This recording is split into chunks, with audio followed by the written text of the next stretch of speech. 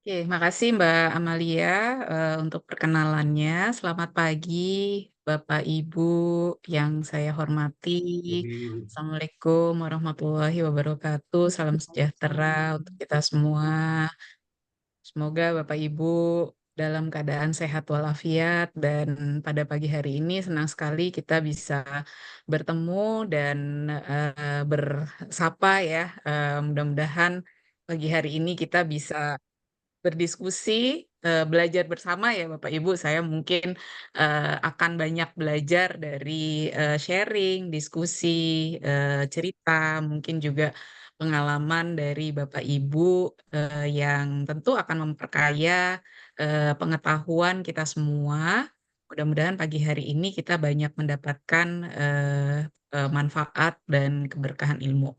Oke, seperti yang tadi sudah disampaikan oleh Mbak Amalia, pada pagi hari ini kita akan sedikit membahas mengenai bagaimana sih sebuah organisasi gitu ya mengukur carbon footprint-nya. Nah, ini kayaknya sedang cukup ngetren gitu ya Bapak Ibu, emisi, kemudian net zero emission gitu ya. Pemerintah juga beberapa waktu lalu itu menggaungkan adanya carbon trading gitu ya, carbon pricing, kemudian juga ada wacana untuk menetapkan carbon tax gitu ya. Banyak sekali inisiatif-inisiatif yang bermula dari concern terkait dengan perubahan iklim gitu ya. Jadi pada pagi hari ini kita sebenarnya sudah masuk gitu ya ke era yang disebut sebagai net zero emission era. Nah, untuk mempersiapkan kita masuk ke net zero emission era, kita harus tahu dong ya, gimana nih inventory karbon kita gitu ya. Berapa sih sebenarnya karbon yang dihasilkan oleh perusahaan kita. Nah, untuk tahu berapa karbon yang dihasilkan oleh perusahaan kita, tentunya kita harus juga memahami bagaimana mengukurnya, gitu kan ya. Konsekuensinya kan seperti itu ya, Bapak Ibu ya. Nah, itu kira-kira yang akan kita yang akan kita pelajari pada pagi hari ini. Oke, sebentar, saya stop stream sebentar ya. Oke, saya kehilangan.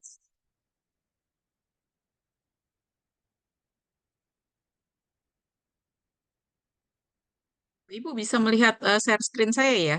sudah Bu Rata. Sudah ya, baik. Hmm.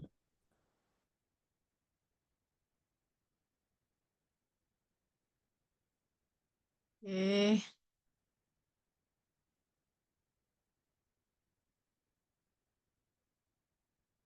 oke, baik.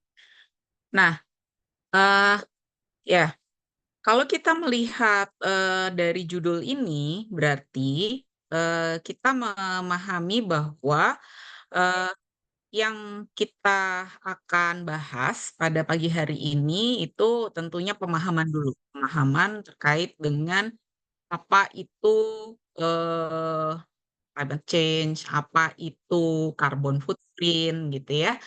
Kemudian kenapa kita perlu memahami itu di bagian introduction kita akan kenalan itu ya, dan kemudian apa itu carbon footprint, scope 1 itu apa, scope 2 itu apa, dan seterusnya, scope 3 itu apa gitu ya. Jadi baru baru introduction-nya, baru what is-nya gitu ya. Kemudian nanti di yang ketiga adalah step-stepnya, pendekatannya bagaimana, kemudian langkah-langkahnya seperti apa. Nah, yang keempat nanti ada beberapa contoh kasus yang mudah-mudahan di sini nanti Bapak Ibu juga boleh ya jump in dalam bentuk diskusi, pertanyaan, atau mungkin sharing pengalaman ya. Saya yakin nih teman-teman punya banyak atau segudang pengalaman gitu ya, segudang cerita yang bisa di-share untuk memperkaya diskusi kita semua ya. Tentunya pada pagi hari ini bisa menjadi ajang kita untuk saling memperkaya satu sama lain. Oke. Di bagian introduction ini sekilas gambar ya Bapak Ibu. Kita kalau kita bicara net zero emission gitu tuh seolah-olah tuh kayak sesuatu yang kayaknya jauh gitu ya, kayaknya sesuatu yang abstrak yang kita apa sih net zero emission gitu ya. Apa sih carbon footprint kayaknya kayak jauh gitu. Padahal itu sebenarnya sesuatu yang dekat gitu ya, yang kayak kita tidak bisa apa tidak bisa memegang tapi sebenarnya itu nyata gitu ya. Kayak apa namanya climate change. Climate change tuh kayak sesuatu yang wacana aja gitu. Tapi sebenarnya itu sesuatu yang terjadi yang kita bisa rasakan gitu ya. Kalau di sini gambarnya remember object in the mirror are closer than they appear gitu. Sebenarnya itu lebih dekat dari apa yang kita lihat gitu ya. Nah, jadi sebenarnya itu nyata. Apa sih sebenarnya global warming itu sendiri? Ini adalah grafik yang menyatakan global land and ocean. Jadi di sini itu menunjukkan bahwa kalau Bapak Ibu lihat, ini saya zooming ya. Ini adalah temperatur ya, suhu bumi. Suhu bumi di tahun 1900-an gitu ya, 1900-an itu minus ya Bapak Ibu. Tapi di tahun 2021 itu sudah di atas atau kalau pakai derajat Celcius itu udah 1,2 derajat Celcius. Which is berarti ini menunjukkan dalam kurun waktu sekian tahun ini gitu ya, 100 tahunan lebih itu sudah meningkat. Ini suhu bumi rata-rata meningkatnya cuma 1, sekian derajat. 1, sekian derajat itu meters ya Bapak Ibu ya. Sangat meters. Itu bisa memeltingkan gitu ya kutub gitu ya. Nah, jadi apa yang menyebabkan? Yang menyebabkan itu human activities, tropical deforestation, kemudian faktor yang kemudian menyebabkan masuknya karbon ke dalam atmosfer yang kemudian tidak bisa mengabsorb atau kegiatan-kegiatan tersebut atau tidak adanya forest, tidak adanya hutan dan sebagainya itu kemudian tidak bisa mengabsorb CO2 tersebut. Oke, apa yang menyebabkan tadi sudah sedikit disinggung? Apa yang menyebabkan? Banyak ya Bapak Ibu kalau Bapak Ibu lihat sebentar.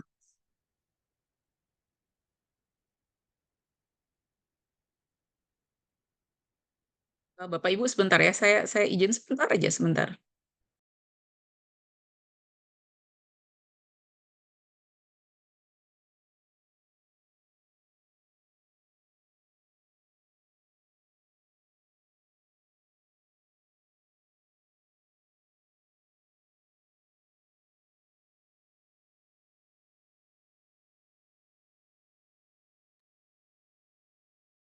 Mohon maaf Bapak Ibu, ada sedikit gangguan. Nah, jadi kalau kita lihat penyebabnya, yang menyebabkan ini cukup banyak ya aktivitas yang terkait dengan penggunaan energi, kemudian commuting, travel, kita naik pesawat, kita naik mobil, kita naik kendaraan gitu ya, penggunaan AC, penggunaan kulkas gitu ya, penggunaan pupuk, pabrik dan seterusnya kita minum kopi itu juga ada kaitannya gitu ya. Nah, itu menjadi beberapa aspek ya yang menyebabkan global warming. Semua aktivitas hidup manusia itu pada dasarnya akan menyebabkan apa namanya pemanasan global ya pada dasarnya gitu ya, akan menyebabkan adanya rilis emission gitu.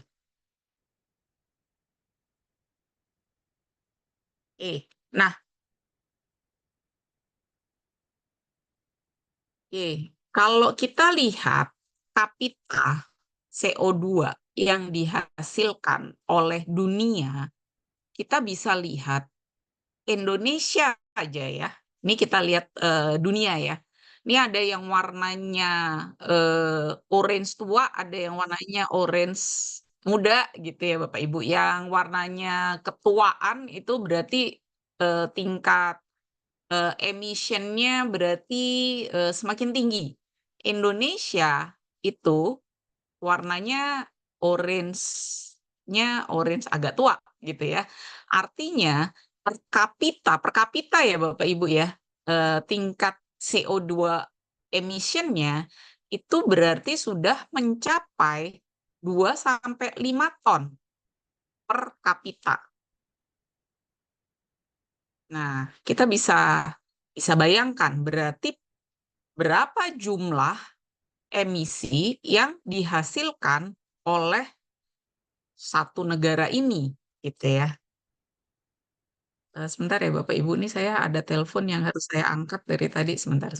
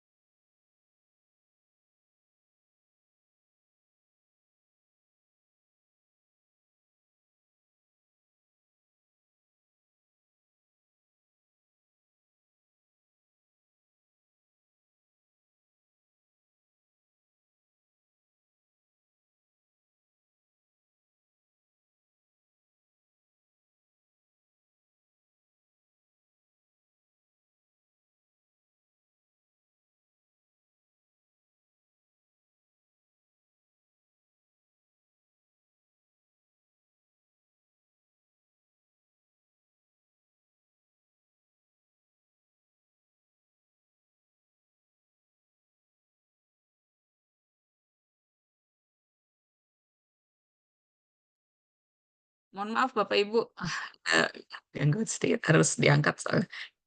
Oke, ya.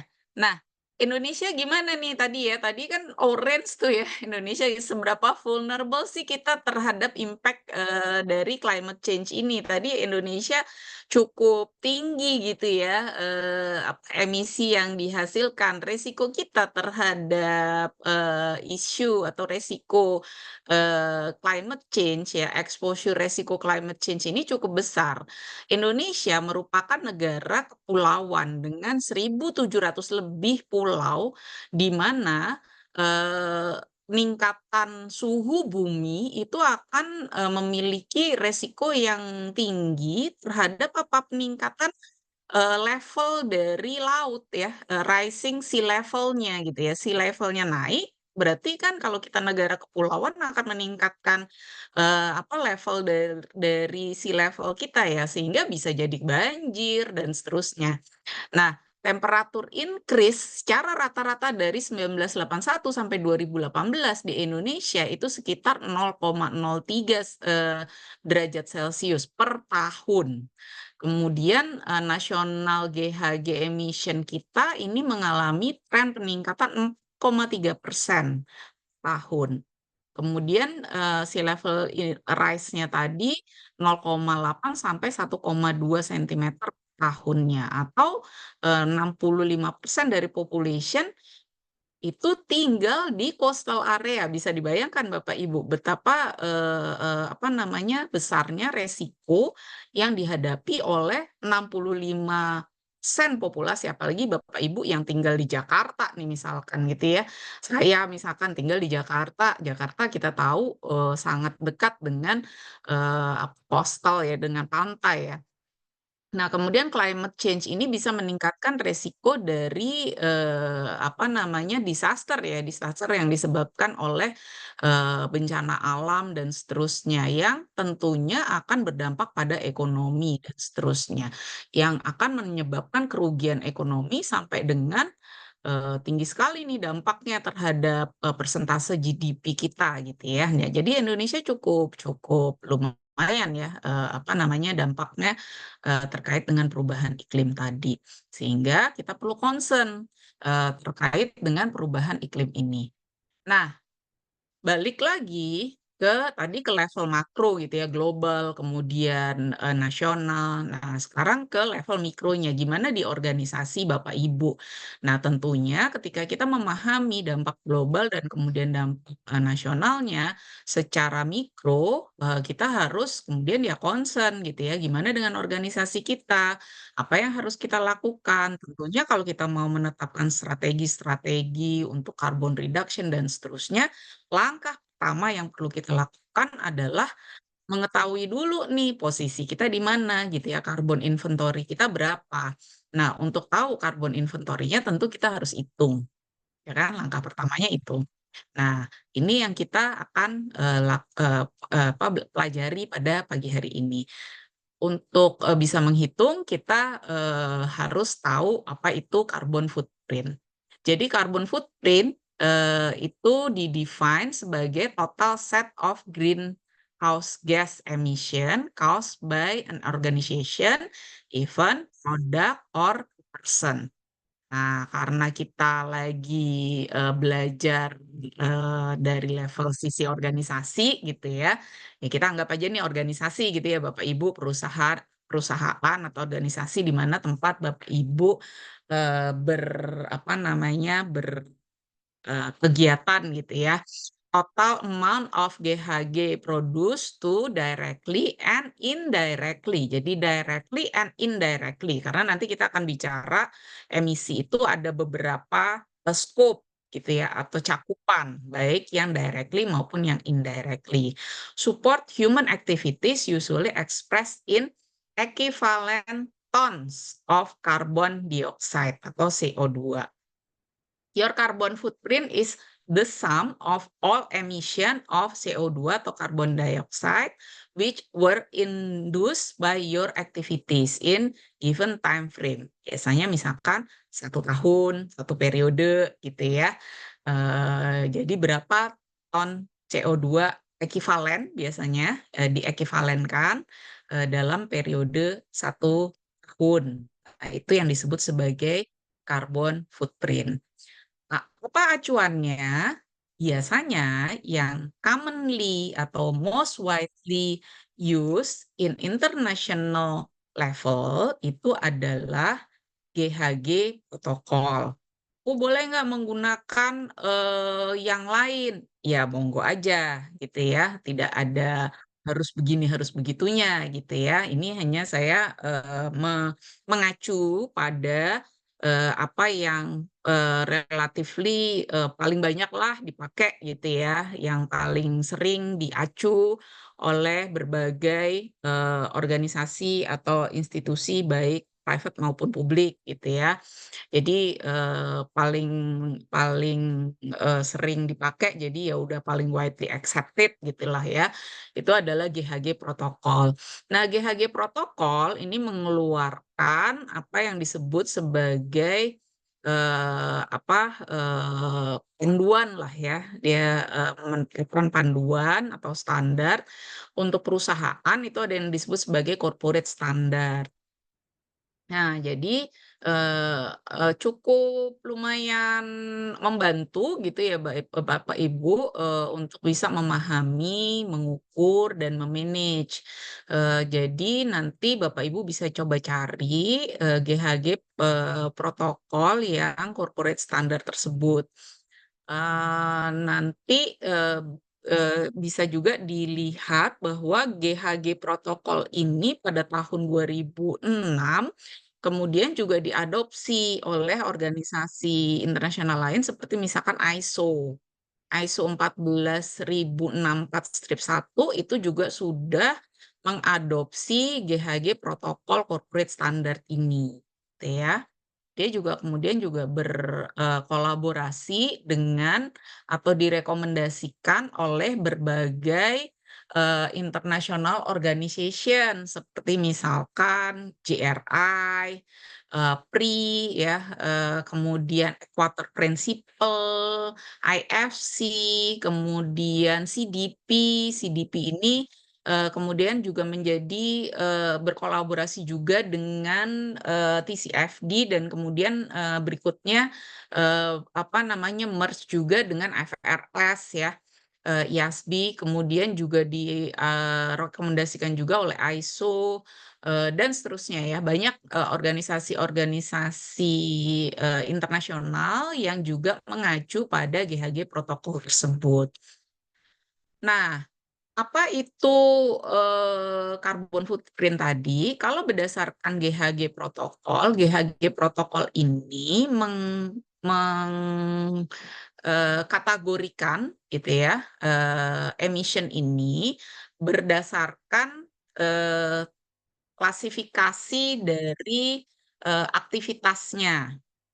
Jadi ada 3 cakupan yang menjelaskan mengenai emisi ini, yaitu ada scope 1 yang merupakan direct emission, di mana emisi ini merupakan emisi yang controllable buat perusahaan. Emisi yang memang secara langsung dikeluarkan oleh perusahaan, masih berada di dalam kontrolnya perusahaan. Kemudian yang kedua, indirect emission.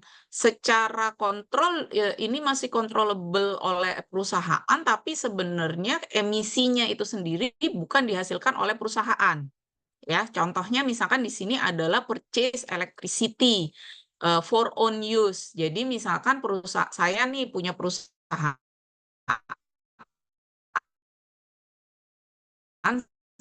saya menggunakan listrik. Nah, kontrol perusahaan saya bisa menggunakan listrik secara lebih hemat, saya bisa menggunakan alat-alat yang lebih hemat listrik, saya bisa membuat kebijakan-kebijakan yang meredus penggunaan listrik. Tapi emisi dari listriknya ini sendiri di luar kendali saya, sehingga ini masuk sebagai indirect emission. Makanya dia masuk sebagai scope 2. Beda dengan yang direct emission. Kalau direct emission ini langsung nih gitu ya. Misalkan contohnya adalah saya punya mobil, mobil tersebut mengeluarkan emisi karena penggunaan bahan bakar. Contoh ya, atau pabrik karena ada pembakaran dari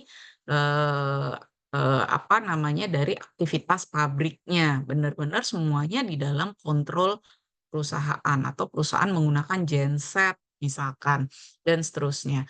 Nah, yang ketiga adalah scope 3 yang indirect juga tapi benar-benar di luar dari kontrol kita. Ya, yang benar-benar di luar, misalkan perusahaan melakukan atau employee kita melakukan bisnis travel atau melakukan pembuangan limbah yang pengelolaan limbahnya ada di pihak ketiga, atau kita menyewa kontraktor yang melising vehicle gitu ya, vehicle tapi leasing misalkan, outsource activity dan seterusnya. Yang semua aktivitasnya itu tergantung pada pihak ketiga.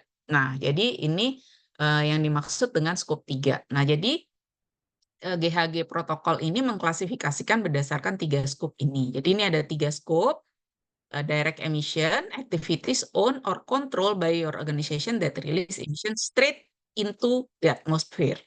Ya, example-nya combustion, control, kemudian yang scope 2, termasuk di dalamnya yang scope 1 ini fugitive emission ya. Fugitive emission tuh kebocoran misalkan gitu ya. Kemudian AC misalkan kemudian ada kebocoran dari emisinya. Nah, itu masuk ke scope 1. Scope 2 ini adalah indirect emission. Indirect emission ini emission being released into the atmosphere associated with your consumption or purchase electricity. Ya, jadi kita mengeluarkan emisi karena adanya indirect emission sebagai konsekuensi dari aktivitas kita, tapi emisinya berasal dari orang lain yang kita nggak punya kontrol gitu ya. Kemudian yang skop 3 karena konsekuensi dari aktivitas kita yang terjadi benar-benar kita nggak punya kontrol dari pihak luar gitu ya, yang kegiatannya memang dilakukan di luar gitu. Kalau ini kegiatannya masih di kita nih, yang skop 2 nih kegiatannya masih di kita gitu ya, kegiatannya masih di kita. Kalau skop 3 kegiatannya udah di pihak luar gitu kan. Makanya gitu yang membedakan ya Bapak Ibu. Skop 3 itu basically adalah skop satunya pihak luar gitu. Kira-kira yang membedakan gitu. Nah, step 1, oke. Step in measuring carbon footprint. Kalau kita udah tahu bedanya atau cakupannya, kita masuk ke steps-nya ya Bapak Ibu. Ada 8 step ya Bapak Ibu secara umum yang perlu kita perhatikan. Yang pertama adalah kita mesti set dulu boundaries-nya ya. Boundaries di sini terkait dengan yang pertama ini, dua langkah ini sebenarnya mencerminkan boundaries. Part dari organisasi mana yang perlu saya collect datanya, dan aktivitas dari organisasi mana yang merilis GHG emission. Ini penting Bapak Ibu, khususnya atau terutama untuk organisasi yang memiliki kompleks structure. Nah, ini banyak terjadi kebingungan kalau saya temukan di praktek. Kalau misalkan Bapak Ibu punya PT, Bapak Ibu adalah owner atau manajer suatu PT. Kalau PT-nya ini strukturnya simple, nggak punya sister company atau nggak punya anak perusahaan, bukan merupakan ya udah PT, single PT gitu ya, itu gampang. Tapi kadang-kadang, Bu, saya ini punya anak perusahaan atau saya punya perusahaan asosiasi, saya punya investasi di perusahaan ini atau saya punya joint venture. Ini masuk nggak ya di perhitungan saya? Si anak perusahaan ini gimana nih? Masuk nggak dalam perhitungan GHG emission? Kadang-kadang banyak pertanyaan kayak gitu Bapak Ibu. Atau apakah hanya induk aja? Oh gimana? Gitu ya. Coba Bapak Ibu bayangkan perhitungan carbon footprint antara PT apa ya? PT PT rumah makan atau PT apa ya? Misalkan PT Angin Ribut gitu ya. Yang hanya ya udah PT Angin Ribut aja gitu ya, nggak ada apa-apanya, ya udah PT Angin Ribut berdiri sendiri dengan misalkan PT Astra Internasional yang dia punya banyak banget tuh anak perusahaan, sekian banyak anak perusahaan dengan persentase kepemilikan yang sangat banyak berbeda-beda. Kemudian dia punya perusahaan asosiasi, dia punya joint venture gitu ya. Nah, kompleksitasnya kan pasti beda-beda ya Bapak Ibu. Ketika kita mau menghitung si carbon footprint-nya Astra, gimana tuh? Nah, ini pertanyaan di pertama nih. Yang disebut di dalam GHG Principle itu adalah organizational boundary. Which part of your organization do I need to collect data from? Nah, kemudian yang kedua adalah which activity in my organization release GHG emission. Karena dalam aktivitas itu tidak semuanya atau tidak mungkin kita mengidentifikasi seluruh GHG emission. Kita tentu harus mengidentifikasikan mana yang memang merilis GHG emission. Oh, saya mengidentifikasikan GHG emission itu misalkan dari let's say misalkan pabrik gitu ya. Pabrik ini saya melihatnya dari sisi penggunaan apa tadi stationary combustion-nya gitu ya, pembakaran stasionernya.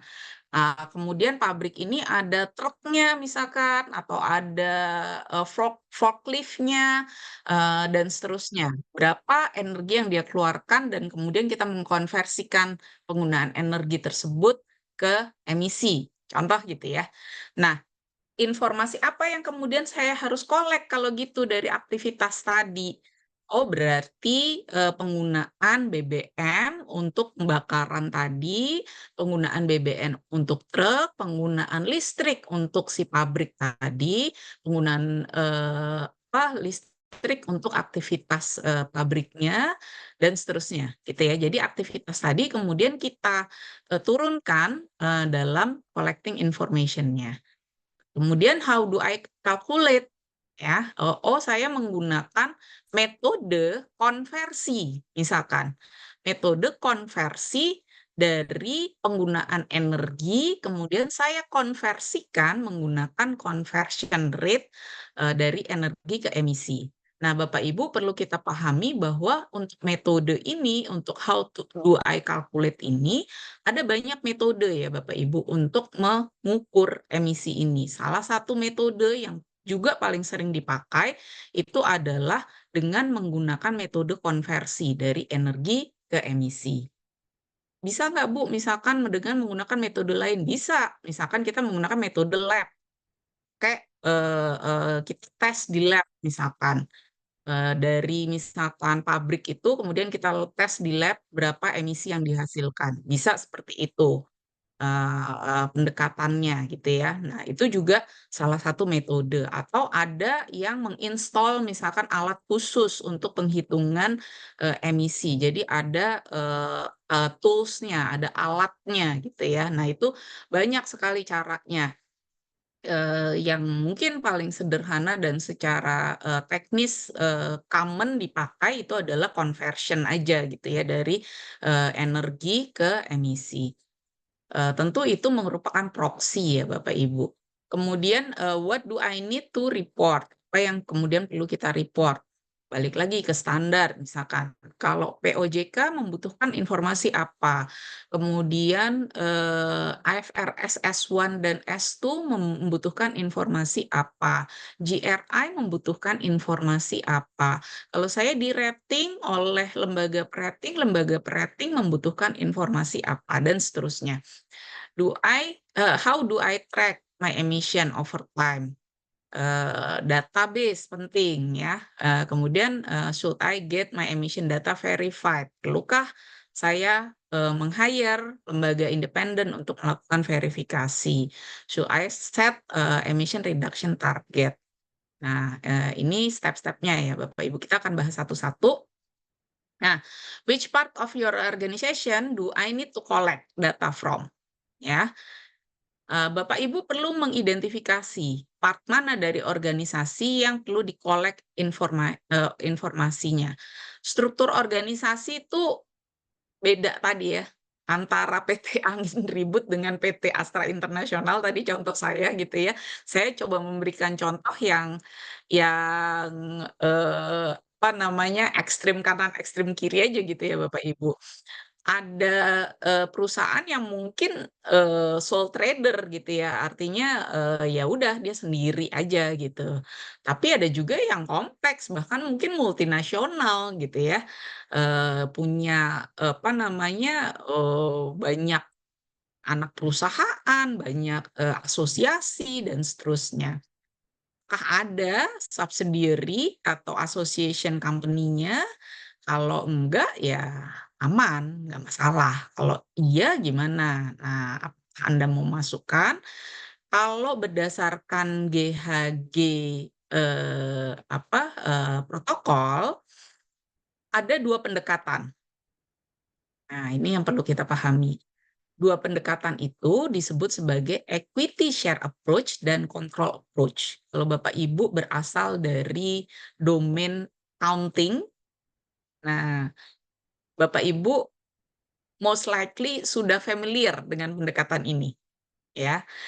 Kalau di accounting itu ada namanya, kalau kita, eee, konsolidasi itu ya, kalau misalkan, anak perusahaan tuh kalau 50% ke atas itu ya terkonsolidasi. Kalau misalkan di bawah itu kita perlu lihat nih kontrolnya gimana gitu kan. Nah, apakah dia masih atau kita masih memiliki kontrol atau enggak gitu kan. Kita masih memiliki kontrol atau enggak. Nah, kalau kita memiliki kontrol, maka kita harus memasukkan itu sebagai bagian dari operation kita.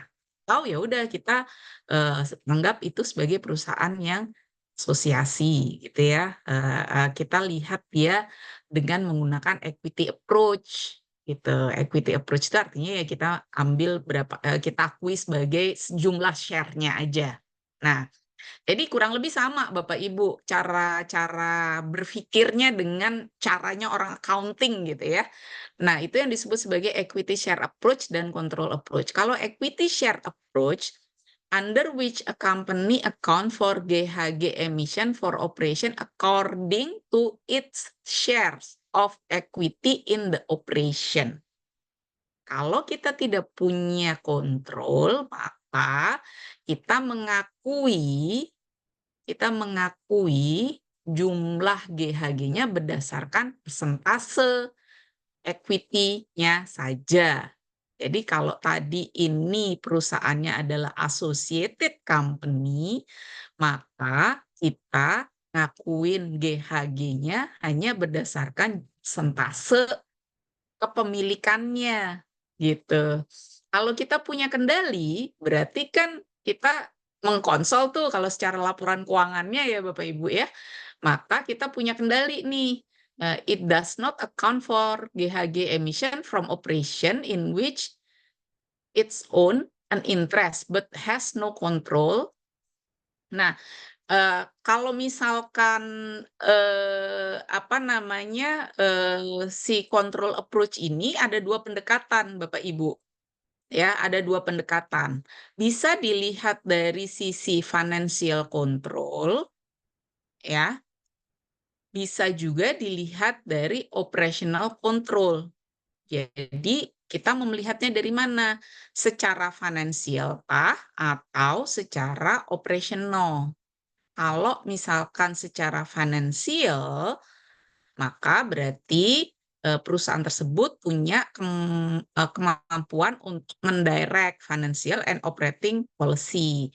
Kalau secara operasional, maka punya full authority to introduce and implement operating policy, gitu ya. Jadi ngelihatnya dari sisi financial control atau operational control. Kalau misalkan dia punya financial atau operational control, ya berarti semua GHG emission-nya diakuin tuh oleh si orang atau organisasi atau pihak yang punya kontrol tadi. Nggak sekedar sebagian share-nya aja, itu kira-kira pendekatannya gitu. Nah, ini ada contoh, bisa dilihat nggak ya? Nih, definisi accounting-nya nih Bapak Ibu ya. Eh, ini accounting, ini pemikirannya persis kayak apa atau mirip banget dengan cara berpikirnya orang accounting ya Bapak Ibu. Jadi di sini ada accounting classification, dia anak perusahaan subsidiary. Accounting definition-nya kan berarti kontrol ya Bapak Ibu. Nah, kalau GHG emission-nya berarti di sini apa namanya? Kalau dia ini punya apa namanya? eh, menggunakan kalau dia menggunakan equity share approach ya, kalau dia subsidiary tapi menggunakan equity share approach, dia ya equity share, IHG emission-nya equity share. Jadi tergantung nih, bisa jadi dia subsidiary tapi hanya menggunakan equity share. Itu boleh aja, nggak sama gitu ya antara accounting classification dengan emission classification gitu. Bisa saja begitu. Tapi kalau dia menggunakan control approach, maka dia 100% GHG emission-nya itu diakuin. Kalau dia menggunakan control approach, baik yang financial control maupun yang operation control. Kalau dia associate ya, kalau dia associate itu secara accounting, maka finansialnya pasti kan nggak punya kontrol ya kalau dia associate ya, maka 0% langsung ya. Kalau equity share udah pasti sama ya. Nah, operational control-nya 100% dan seterusnya ya Bapak Ibu bisa lihat di sini kalau joint control atau joint venture juga kira-kira seperti itu. Eh, apa namanya? Kalau other equity investment contohnya di sini other equity investment atau misalkan franchise gitu ya, baik finansial maupun yang share, karena kalau other equity investment atau franchise itu kan nggak punya share ya Bapak Ibu. Berarti ya kita nggak ada pengakuan emission kalau di share yang di equity share approach. Begitu juga dengan yang financial share. Tapi kalau di franchise, kalau yang control approach, karena franchise itu bisa dianggap punya kontrol, bisa jadi 100% if the franchisor has operational control. Tapi kalau franchisernya nggak punya operational control, maka dia 0%. Jadi sangat bergantung punya operational control atau tidak. Nah, ini bisa menjadi guideline apakah kita memasukkan emission dari organisasi yang kita kelola gitu ya. Nah, total emission yang kita masukkan yang mana nih? Nah, yang perlu diingat adalah Bapak Ibu, untuk skop 1 tadi dan skop 2 adalah mandatory, wajib diungkapkan. Skop 3 itu voluntary ya Bapak Ibu, boleh ya, boleh tidak, sunnah ya. Yang skop 1 dan skop 2 wajib ya. Ketika nanti juga menghitung emisi, emission ketika menghitung intensity, maksud saya, ketika menghitung intensity, maka yang wajib dimasukkan di dalam perhitungan intensity adalah skop 1 dan skop 2. Itu wajib masuk dalam perhitungan emission intensity. Skop 3 boleh masuk, boleh tidak ya dalam perhitungan intensity. Gitu kira-kira. Nah, ini ya. Jadi skop 1 ini apa saja kegiatannya. Di tahap 2 mengidentifikasikan nih aktivitas apa. Skop 1 fuel combustion ya, ada boiler, furnace, turbin, kegiatan pembakaran lah ya. Kemudian transport, ini transport yang dimiliki ya. Kalau transport yang kita outsource misalkan itu masuknya di skop 3. Kemudian proses, pembakaran proses misalkan, fugitive emission, AC misalkan, kebocoran refrigerator, dan seterusnya, kebocoran dalam pipa misalkan, itu fugitive emission. Kemudian skop 2 itu ada electricity, heat, steam, cooling, itu masuk sebagai skop 2. Skop 3 ini terbagi sebenarnya ada upstream dan downstream activities ya Bapak Ibu. Upstream itu adalah before dan after production ya. Jadi before production tuh kayak misalkan barang sebelum masuk ke proses produksi gitu ya. Sementara kalau yang production tuh menuju ke customer misalkan itu upstream dan downstream tuh biasanya dibagi menjadi itu.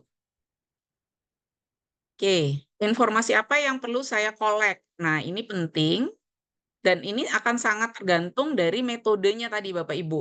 Kalau Bapak Ibu menggunakan metode lab, maka informasinya akan berbeda dengan kalau Bapak Ibu menggunakan metode conversion.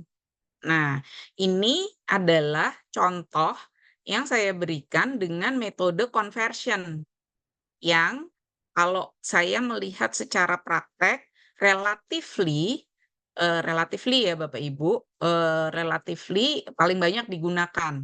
Jadi mengkonversi dari penggunaan energi dikonversikan dengan menggunakan emission factor ke penggunaan emisi. Tentu saja emission factor ini banyak mengandung proksi Bapak Ibu, yang mana biasanya proksi itu kalau saya banyak bicara dengan orang teknik lingkungan gitu ya, proksi itu akan karena dia namanya juga proksi ya, menyebabkan tingkat emisinya akan jadi relatively lebih tinggi, perhitungannya, gitu. Jadi lebih more konservatif sebenarnya gitu ya. More konservatif artinya jadi nanti perhitungan emisi kita jadi relatif lebih tinggi gitu dibandingkan realnya gitu ya. Nah, jadi activities and sources of information may vary across industry. Kemudian activity data nanti kemudian dikalikan dengan emission factors. Kita dapat GHG emission. Nah, caranya gimana? Misalkan contohnya tadi kita mengidentifikasikan activity-nya. Ya, contohnya tadi fuel gitu ya, fuel in company own vehicle. Itu kan tadi masuk ke scope 1 gitu ya. Fuel-nya ini apa yang dipakai? Nah, antara kita pakai solar dengan kita pakai antara kita pakai diesel dengan kita pakai BBM yang biasa, Petralite misalkan, atau BBM, fuel BBM biasa dengan diesel, itu conversion factor-nya berbeda. Antara BBM-nya, misalkan mobil, truk gitu ya, dengan kapal gitu ya, sama-sama BBM, itu berbeda. Nah, jadi conversion factors itu tergantung pada jenis dari energi yang digunakan. Makanya Bapak Ibu harus sangat berhati-hati, harus mengidentifikasikan secara tepat apa aktivitas yang digunakan dan apa jenis energi yang dikeluarkan supaya conversion factors yang kita pakai benar. Misalkan sama-sama listrik aja ya Bapak Ibu, antara listrik yang dikeluarkan di Jawa dengan listrik yang dikeluarkan di Sulawesi, itu conversion factor-nya beda Bapak Ibu. Ya, Bapak Ibu bisa melihat misalkan di Kementerian ESDM gitu ya, itu ada data terkait dengan conversion rate gitu ya antara Jawa Bali gitu ya, misalkan dengan Sulawesi itu punya conversion factors yang berbeda. Nah, kita nggak bisa tuh misalkan pakai conversion factors listrik dari UK misalkan, nggak bisa, beda. Itu UK mungkin listriknya udah lebih ramah lingkungan dibandingkan listrik yang dihasilkan oleh PLN Sumatera misalkan atau PLN Jawa Bali itu conversion factors-nya mungkin lebih rendah dibandingkan dengan tadi PLN Sulawesi misalkan gitu ya. Nah, jadi emission factors itu berbeda-beda. Nah, kita harus sangat hati-hati gitu ya. Nah, kemudian common emission, releasing activity, dan source of information to change this data into GHG emission. Dan yang perlu juga diperhatikan Bapak Ibu adalah updating emission factors. Emission factors ini juga terupdate setiap tahun. Ya, setiap tahun GHG protokol itu mengupdate emission factors-nya. Jadi ada updating secara periodik. Ada versi 2022 itu angkanya walaupun ya nggak beda jauh banget ya Bapak Ibu, tapi ada perubahan 0,00 mungkin sekian gitu ya yang kita perlu lihat gitu ya. Jangan-jangan nanti beda angka vektornya gitu ya. Nah, itu juga perlu diperhatikan ya. Oke, what information should I collect? Ini tadi masih seperti itu. Nah, estimated activity data, ini contohnya tadi misalkan, oh saya punya data tadi penggunaan BBM gitu ya, dari truk. Saya punya misalkan 10 truk, kemudian penggunaan BBM-nya saya catat nih gitu ya selama harian, kemudian saya perlu mengakumulasikan selama 1 tahun kali 10 gitu ya, 10-10-nya harus saya catat. Begitu juga dengan tagihan listrik. Nah, tagihan listrik ini harus dicatat tagihan listrik per bulan selama 12 bulan untuk satu factory gitu ya. Saya punya berapa factory itu harus dicatat. Nah, kemudian baru dikalikan dengan emission factors, dapatlah kita GHG emission. Gitu ya.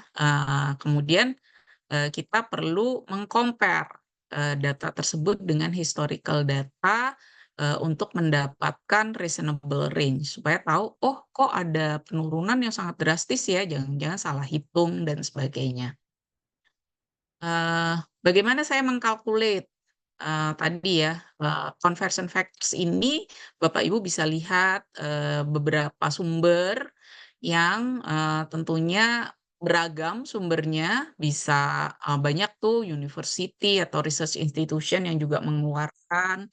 Kemudian ada global emission factors kayak IPCC misalkan, itu juga mengeluarkan. eh AU ya, AU itu juga mengeluarkan, kemudian beberapa organisasi itu juga bikin karbon kalkulator ya Bapak Ibu. Karbon kalkulator banyak ya sekarang ya yang sudah membuat ya karbon kalkulator itu ya Bapak Ibu mungkin bisa coba search gitu ya di Google itu banyak. Ini beberapa contoh ya, karbon kalkulator yang mungkin bisa Bapak Ibu coba gitu ya, yang ada yang berbayar, ada yang mungkin kalau secara individu tuh, kalau di sini saya lupa ya, dia individual itu kalau nggak salah ada ininya ya, ada semacam kayak langganannya. Oke, how do I calculate? Nah ini Bapak Ibu, saya nggak tahu nih secara keanggotaan di IS, ICSP ini ada yang dari finance industry nggak? Nah ini ada sedikit kekhususan nih kalau Bapak Ibu dari finance industry. Kalau finance industry, GHG protokol mengeluarkan yang disebut sebagai carbon accounting financial. Carbon accounting financial itu ada bisa dicari dokumennya disebut sebagai Global GHG Accounting and Reporting Standard for the Financial Industry, khusus untuk mengukur skop 3. Nah, ini agak sedikit khusus. Mungkin nanti kalau yang financial tuh nanti ada sesi tersendiri karena agak susah. Yang disebut sebagai financial emission ya. Karena nanti harus menghitung emisi dari kelompok aset dari listed equity, ada business loan, ada project finance, ada commercial real estate, ada mortgage, ada pinjaman untuk misalkan KKB ya, kendaraan bermotor dan sebagainya. Itu ada tersendiri. Jadi misalkan kayak kalau contoh ya BRI ngeluarin pinjaman ke PT XYZ gitu ya. PT XYZ-nya ngeluarin emisi. Nah, BRI harus ngitung tuh ya menjadi skop 3-nya BRI. Nah, gitu ya contohnya. Nah ini ya, 3 kelas tadi, cara-cara menghitungnya ada di situ, tapi mungkin ini kita nggak detail ya, apa namanya, karena mungkin lebih complicated. Dan OJK kalau nggak salah juga sudah mengeluarkan semacam panduan, tidak hanya menghitung skop 3 ini, tapi kemudian juga mengintegrasikan penghitungan emisi ini ke penghitungan CKPN ya atau expected credit loss ya, provisi untuk kerugian kreditnya ya. Jadi penghitungan emisi atau kredit apa provisi untuk berlanjutan lah gitu ya, itu sudah harus terintegrasikan lah gampangannya gitu ya. Tapi mungkin secara implementasinya masih dalam tahap pembelajaran lah ya. Tapi sudah ada panduannya oleh OJK. Oke, Bu apa Rata, yang perlu maaf direport? ada Hmm, pertanyaan Bu, dari Ibu Hasimah di kolom chat. oke, dari siapa? Maaf. Ibu Hasimah di kolom chat Ini saya bacakan aja ya Bu ya. Kenapa water supply dikira untuk pengiraan GHG ya? Water supply dikira untuk pengiraan GHG. Mungkin Bu Hasima boleh open mic kali ya? Ya, untuk dijelaskan. Atau Bu Hasima, you can use English.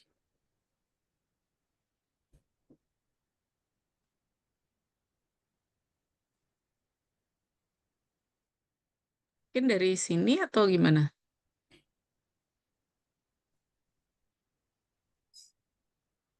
Halo Miss Hasimah,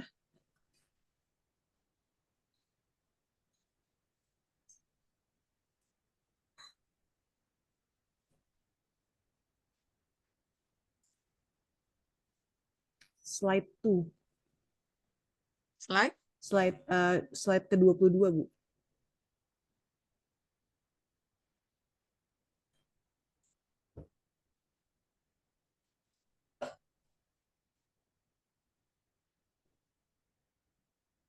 Dua puluh. 22. Ya, Oh, oke. oke. Oke. Ya, oke. Ya. Eh, jadi terkait dengan eh, pengelolaan air ini ya, eh, dalam beberapa perusahaan pengelolaan air dan pengelolaan limbah contohnya ya, itu memang apa namanya ada kegiatan yang mengeluarkan emisi juga karena dalam pengelolaan air itu ada kegiatan-kegiatan misalkan contohnya ya dalam pengelolaan air itu kan ada proses penyulingan ya, proses penyulingan kemudian proses eh, eh, penyaringan air gitu ya sehingga dari yang misalkan air kotor kemudian menjadi air bersih gitu ya. Nah, di dalam proses penyaringan dan penyulingan air itu bisa jadi ada kegiatan yang kemudian menghasilkan emisi.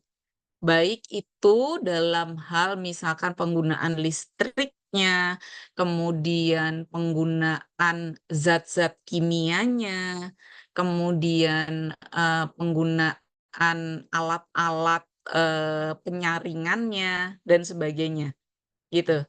Begitu juga dengan pengelolaan limbah, sama. Pengelolaan limbah itu dari pengelolaan limbah yang misalkan apa proses apa pengelolaan limbah dari limbah misalkan let's say limbah berbahaya gitu ya dari proses pembuangan kemudian pengelolaan limbah itu kan ada zat-zat kimia yang masuk ya, zat-zat kimia yang masuk, kemudian pembakaran mungkin ada proses-proses saya kurang paham detail prosesnya ya. Mungkin ada zat-zat kimia yang dimasukkan, kemudian dari situ akan menghasilkan emisi gitu. Nah, sehingga bisa jadi ada emission releasing activity di situ. Nah, dari situ sebenarnya kita perlu mengidentifikasikan berapa air yang diolah dan berapa apa namanya dari jumlah air yang diolah tadi emisi yang dihasilkan per kubik meternya gitu. Jadi kenapa apa namanya water treatment atau waste treatment ini relate to emission releasing activity atau can be relate ya. Jadi tidak selamanya memang proses pengelolaan air ini dapat menghasilkan limbah gitu ya atau sorry dapat menghasilkan emisi gitu. Tergantung dari proses pengelolaannya ya. Karena bisa saja air ini kalau kita contoh ya kalau kita di rumah kan mungkin dari air tanah gitu ya kita langsung aja menyalurkan ke keran gitu ya. Tapi dalam beberapa misalkan apa pabrikasi gitu ya, mereka kan ada pengelolaan air, misalkan contohnya dari air limbah effluent gitu ya, dari hasil eh, apa hasil buangan pabrik gitu ya.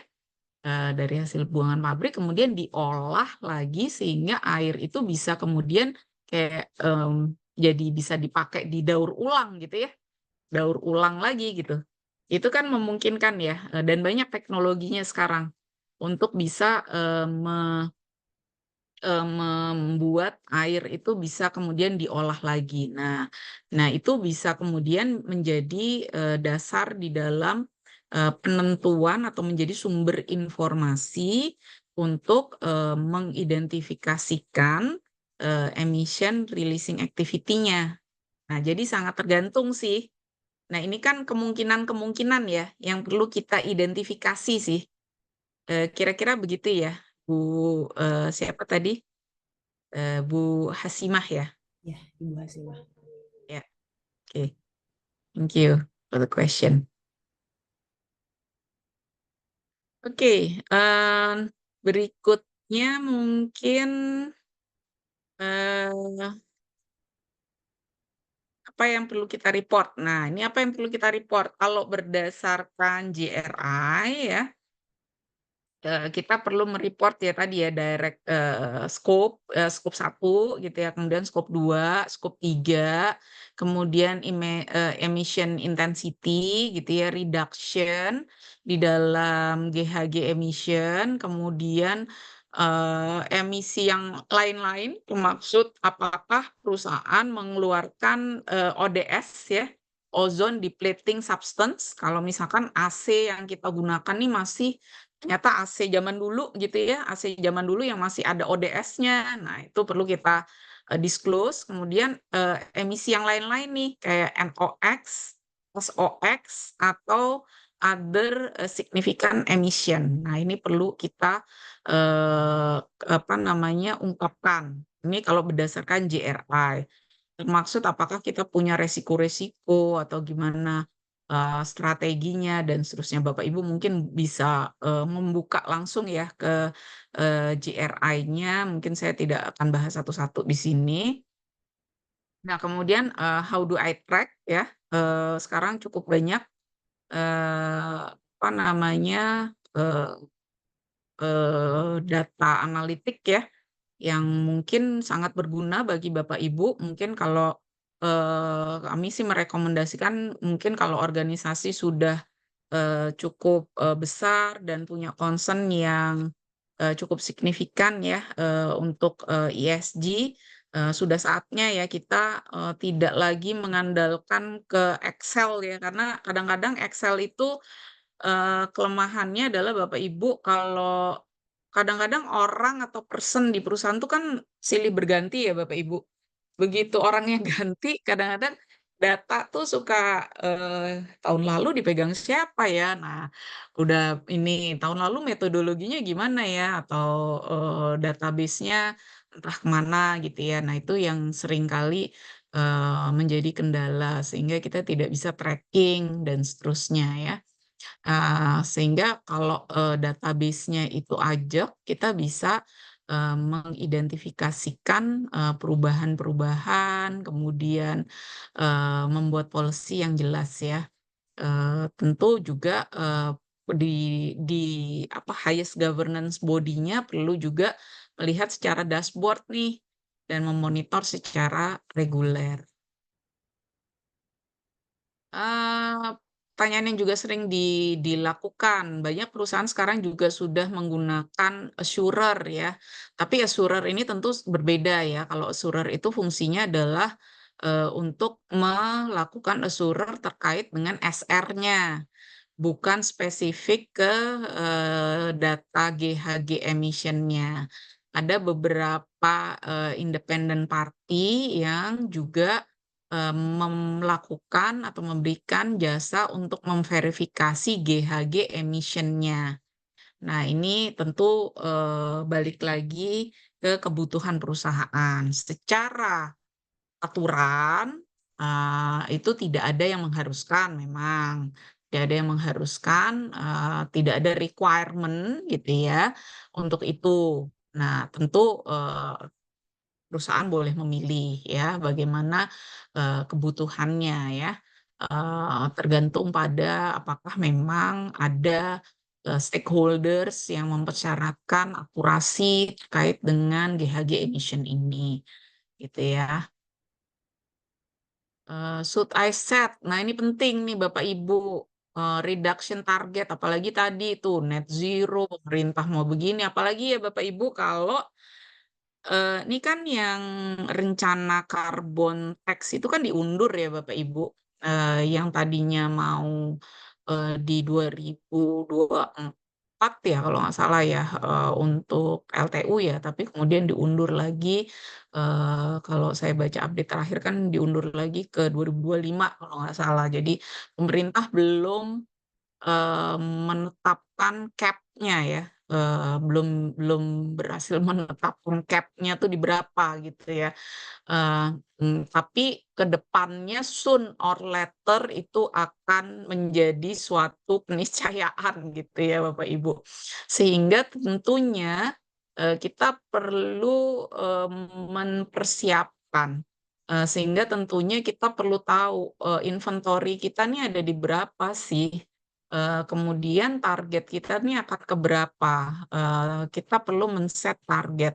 Tentunya juga untuk menetapkan cost efisiensinya. Memang kalau dilihat dari aturannya itu pajaknya itu sendiri sebenarnya kalau saya hitung-hitung memang nggak terlalu gede juga ya, 30 per ton CO2 ekivalen ya, Rp30 per ton atau berarti 30.000 per kilogramnya. Kalau dihitung-hitung misalkan mungkin untuk perusahaan sekelas kayak Amina dan sebagainya itu mungkin ya kecil banget lah nilainya gitu ya.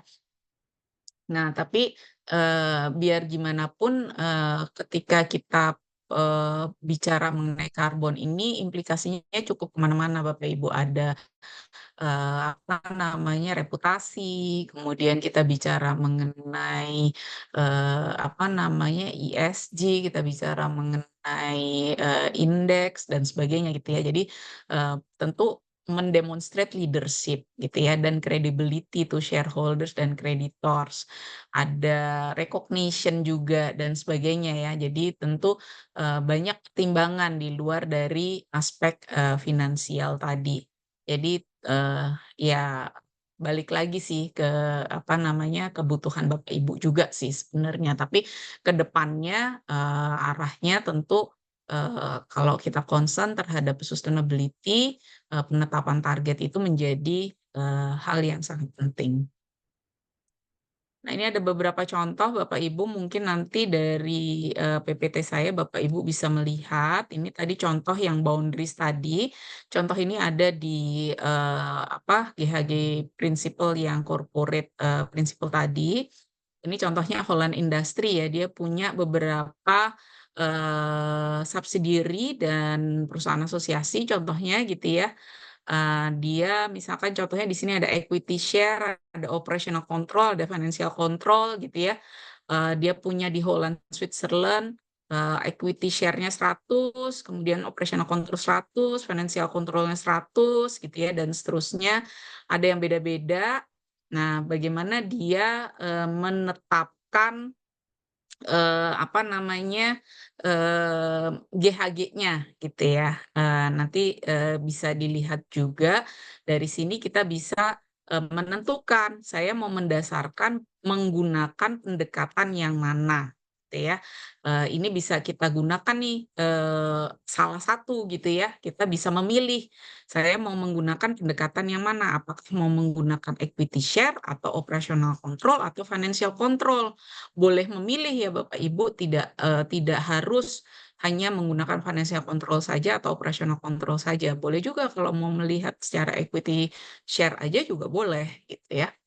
Kemudian ini tadi apa namanya tadi ya penjelasan dari yang tadi Holland Industry tadi untuk organizational boundaries-nya. Nah, kemudian ini ada contoh lain Royal Dutch Share Royal Dutch Shell ya, untuk mengidentifikasikan activities kalau di sini. Nah, ini activities dia ada membagi menjadi production processing, distribution and sales, kemudian use of our energy product. Ya, jadi dia bikin semacam activity mapping gitu ya Bapak Ibu, atau kalau apa bahasa sekarang tuh business process mapping lah. Business process mapping dia bagi menjadi production, processing, distribution and sales, dan use of our energy product. Nah, dari sini sebenarnya kita bisa mengidentifikasikan skopnya nih Bapak Ibu, ya. Bisa mengidentifikasikan skopnya. Dari sini misalkan third party crude oil. Nah, di sini ada proses nih. Nih ada own oil and gas production. Nah, kemudian masuk ke proses refining. Nah, kemudian proses penjualan. Nah, dari sini kemudian ada renewable energy, langsung proses penjualan dan seterusnya. Jadi di sini kita identifikasikan dulu activity-nya Bapak Ibu. Ya, kita identifikasikan dulu activity-nya, kemudian dari activity ini kita bisa lihat activity-activity mana yang kemudian mengeluarkan sumber energi sumber emisi. Nah, kalau kita udah bisa mengidentifikasikan activity, maka kita bisa dengan mudah mengidentifikasikan sumber emisinya, ya.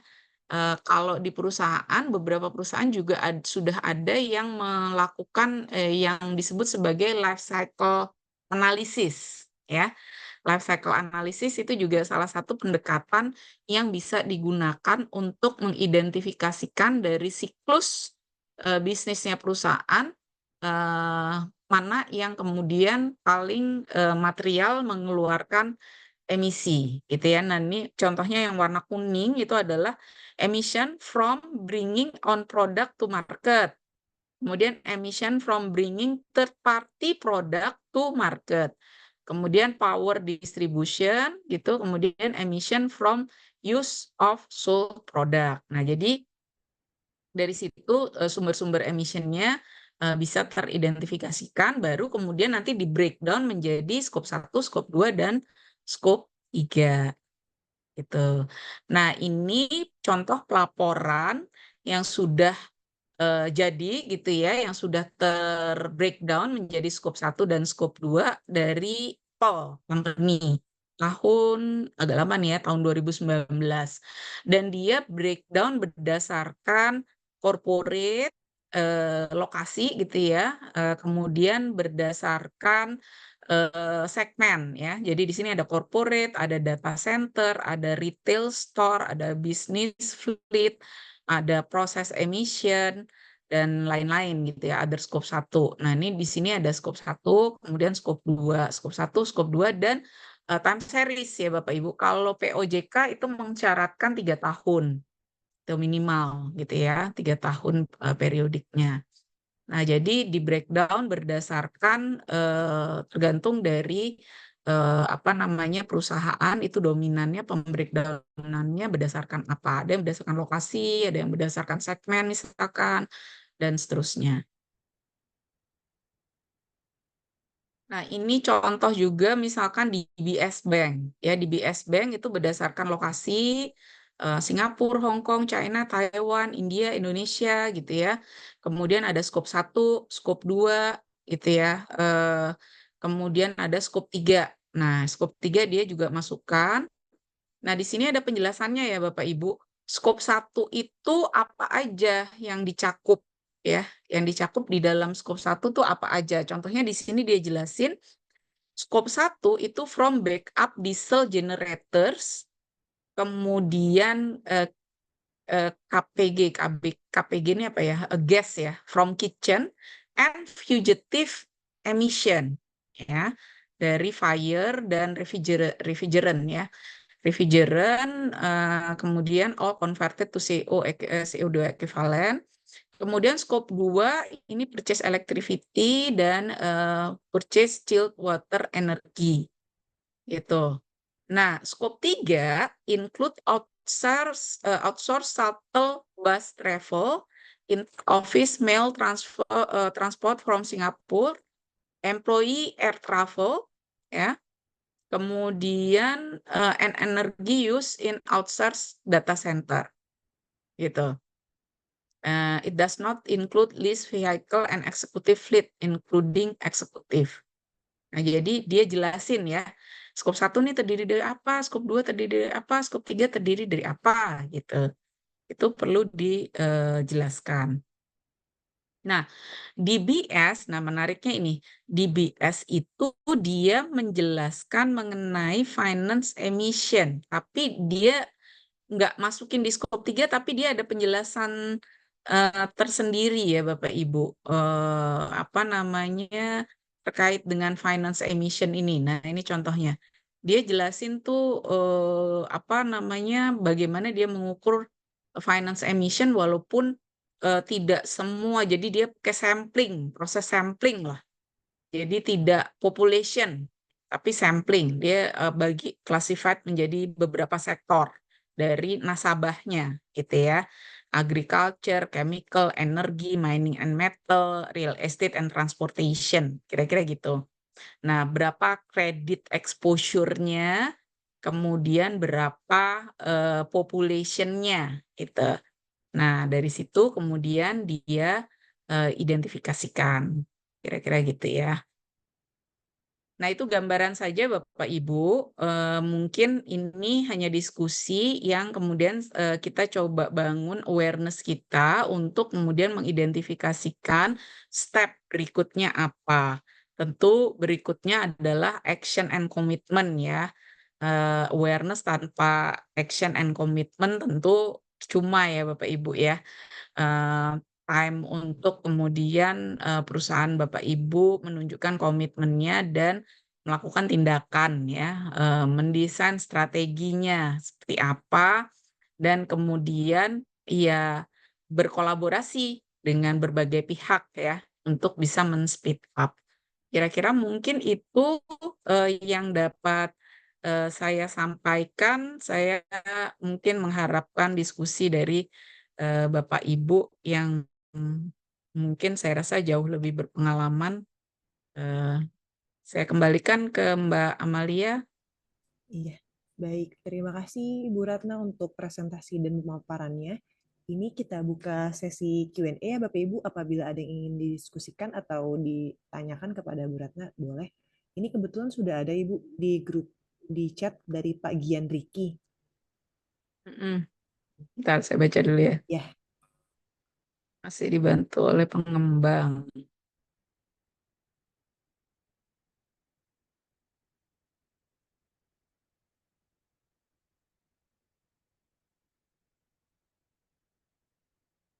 Oke, jadi rumahnya sudah dijual pada masing-masing penghuni. Namun secara pengelolaan klaster masih dibantu oleh pengembang. Artinya pengembang masih mendapatkan income dari para penghuni dari pengelolaan klaster tersebut gitu ya, Pak Gian ya. Iya, izin tanya tadi Ya, Prof. Iya, monggo monggo Pak Gian. iya. Jadi sebenarnya ya tadi kalau klaster sudah kita jual, Mm-mm, lalu kita memang eh, kalau idealnya jangka panjangnya akan kita serahkan ke Pemda nanti Bu, kalau nanti akan dibuat RT RW sendiri. Cuman kalau di klaster-klaster kami itu masih beberapa kami bantu handle gitu Bu pengelolaannya ya. Tapi mm-mm, decision-nya tetap melibatkan warga. Jadi kami hanya ya kalau tadi Prof bilang kami ada mungkin ada sedikit kali ya manajemen fee, tapi saya juga kurang tahu persentasenya. Tapi yang jelas kami membantu warga untuk mengelola gitu Bu. mm-mm, Karena kan lingkungan sekitar, jalan dan sebagainya juga perlu dikelola. Tapi source income-nya itu bukan dari pengembang karena itu sudah mm-mm, dari masing-masing warga gitu Pak iurannya gitu. mm-mm. Jadi secara financially kalau tadi Bu di awal ada ini mungkin secara financially kita nggak kontrol ya karena itu fully dari masing-masing warga Masing warga. dan operational juga menurut saya juga nggak full karena apapun decision misalnya kita mau menambahkan suatu fasilitas atau menambahkan karyawan atau menaikkan menurunkan dari iuran yang ada itu juga harus melibatkan dari apa pengurus ya, penghuni itu kan nanti ada pengurusnya tuh Bu. Mungkin seperti itu. Dan Mhm, di kami mungkin sekarang nggak kami masukkan ke dalam perhitungan emisi karena mhm. mengingat secara kepemilikan bukan punya kami, lalu listrik juga yang dipakai oleh warga itu juga udah eh, tanggung jawab dari penghuni Warga. gitu, warga, sehingga kami saat ini belum tidak memasukkan gitu Bu ke even ke dalam skop 3 kami karena satu lagi kalau listrik yang dipakai itu kan alat-alat listrik ya Bu, kalau kita kan jual rumah, kalau Mhm, lampunya itu kan dari produsen lampunya gitu yang harusnya memasukkan ke dalam skop 3-nya si lampu misalnya dalam konteks listrik itu dipakai untuk menyalakan lampu gitu. Tapi kalau rumah itu kan tanda kutip ya benda mati gitu Bu ya yang tidak ya udah gitu aja rumah gitu. Mungkin mhm. itu sih Bu yang mau dipastikan apakah masih tepat per- Ya, perhitungan yang kami lakukan atau mungkin izin share dari ya. Prof. Hmm. Oke. Intinya sebenarnya kalau di skop 3 itu sendiri, eh, yang dimaksud dengan, jadi kan nggak mungkin skop 1 ya, nggak mungkin juga skop 2. Skop Iya. 3 itu sendiri adalah sebenarnya merupakan emisi yang merupakan konsekuensi dari aktivitasnya Bapak gitu ya, aktivitasnya perusahaan pengembang gitu. Kalau misalkan rumah atau klaster tersebut sudah diserah terimakan kepada penghuni, artinya sudah beli putus gitu ya. Ya, Pengembang udah tidak lagi punya tanggung jawab untuk melakukan apapun gitu ya, ya. Maka sebenarnya udah nggak ada ikatan tuh, gitu. ya, Tapi kalau misalkan ternyata pengembang masih punya ikatan, masih harus memberikan jasa, masih harus punya kewajiban, sehingga ada aktivitas yang dilakukan dan masih apa namanya, masih apa, perlu memberikan tadi ya, jasanya gitu ya. Maka sebenarnya ketika jasa listriknya tadi merupakan bagian dari, listrik yang harus diberikan oleh, pengembang kepada, pengguna gitu, yang nanti kemudian ditagihkan kepada pengguna, ya itu masuk ke skop 3 memang. ya. Tapi kalau Hmm. misalkan ternyata udah kayak beli putus aja ya, sebenarnya, dan kemudian listriknya itu nanti dibayarkan sendiri oleh oleh, Hmm. siapa, oleh si Penghuni ya. penghuni, Hmm. terserah mereka, nggak ada urusan gitulah ya gampangnya ya. Mereka pakai Ya. sendiri, mereka bayar sendiri dan sebagainya ya nggak ada kaitannya Pak, bukan Oh, oh. merupakan, skop 3 Bapak juga gitu. Oke. Berarti tadi kalau contohnya kalau kami juga ada malls itu ada tenan yang menyewa itu masuk ya bukan skop 3. Kalau kami masukkan tenan yang menyewa di area kami, mereka pakai listrik, ya walaupun listriknya tetap dari PLN, tapi kita yang tagihkan lagi nanti ke mereka. Itu kita masukin tuh Bu, kalau tadi penjelasan Oh ya, gitu. ya betul betul betul. Kalau itu iya. Nah, Ya, jadi misalkan gini, Bapak punya tempat gitu ya, kemudian disewa oleh tenan gitu ya, kan. Tenannya make listrik gitu betul. kan.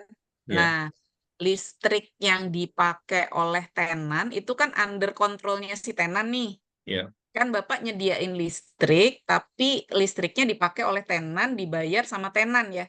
betul. Betul ya? Ya. Nah, itu kan, tapi kan Bapak yang menyediakan ya? Nah, Listrik itu iya, tapi asetnya kan masih di aset kami, Bu. ya Jadi, betul, jadi aset-aset kayak Bapak. betul kayak AC kalau Ya, misalnya nyambung itu heeh. Jadi itu kami masukkan kalau Ya, kalau itu listrik. masuk, Pak. Oke, Betul, betul, betul, betul. oke, thank you. Saya Ya, bisa bantu ya? ya, Ya, Saya bisa kasih saran sedikit ya, ya. terkait Monggo, dengan monggo, ini kan Pak. bagian ini kan perumahan ya, perumahan tapak ya, rumah tapak ya. iya, Oke, cluster Pak. jadi saya Leonard. Jadi gini, jadi kalau untuk yang pengembang itu nanti harus dibedakan Pak pada saat proses konstruksi, ya Mm-mm. Nah, setelah kecuali masih dan kedua proses setelah proses konstruksi ya. konstruksi. Ya, Jadi untuk proses konstruksi kan itu dikontrol Bapak semua, betul. ya termasuk Bapak menggunakan genset untuk tukang-tukang kan Hmm, pakai genset juga, Iya, ya betul. ngebor segala hmm, macam, ya kan bikin saluran bikin apa kalau misalnya bikin jet pump atau bikin Mm-mm. apa di proses proses pertukangan lah, proses konstruksi kan menggunakan listrik. Untuk alat Ya, bornya kan ada listrik, untuk ngecek lightingnya kan pakai listrik, ya itu satu yang artinya energi yang Bapak kontrol sendiri itu kan Bapak menggunakan genset pakai solar kan biasanya tuh kan iya belum ada betul Pak. jaringan listrik PLN, ya kan, pada saat proses konstruksi. Bapak harus bedakan itu. Kedua untuk marketing office Bapak, karena ada marketing office, Ya, ya kan. ya, Nah itu Bapak harus hitung juga, walaupun itu skop 2. Bapak kan ya, beli dari PLN. PLN udah masuk belum? Pada saat marketing office biasanya udah masuk PLN, sudah walaupun belum Jeff ya. nyambung ke rumah-rumah, ya kan, Mm-mm. seperti itu. Itu di proses konstruksi. Nah, pada saat setelah jadi rumahnya, konstruksi sudah 100%, sudah Mm. beberapa sudah terjual ke konsumen atau ke warga. Nah, ini dicek dulu, ini sudah diserah terimakan nggak ke Pemda, PSU-nya. PSU Mm. singkatan dari Prasarana, Sarana, dan Utilitas. Ya, Itu dari ketentuan dari PUPR, berdasarkan nanti diturunkan ke masing-masing regulasi pemerintah daerah.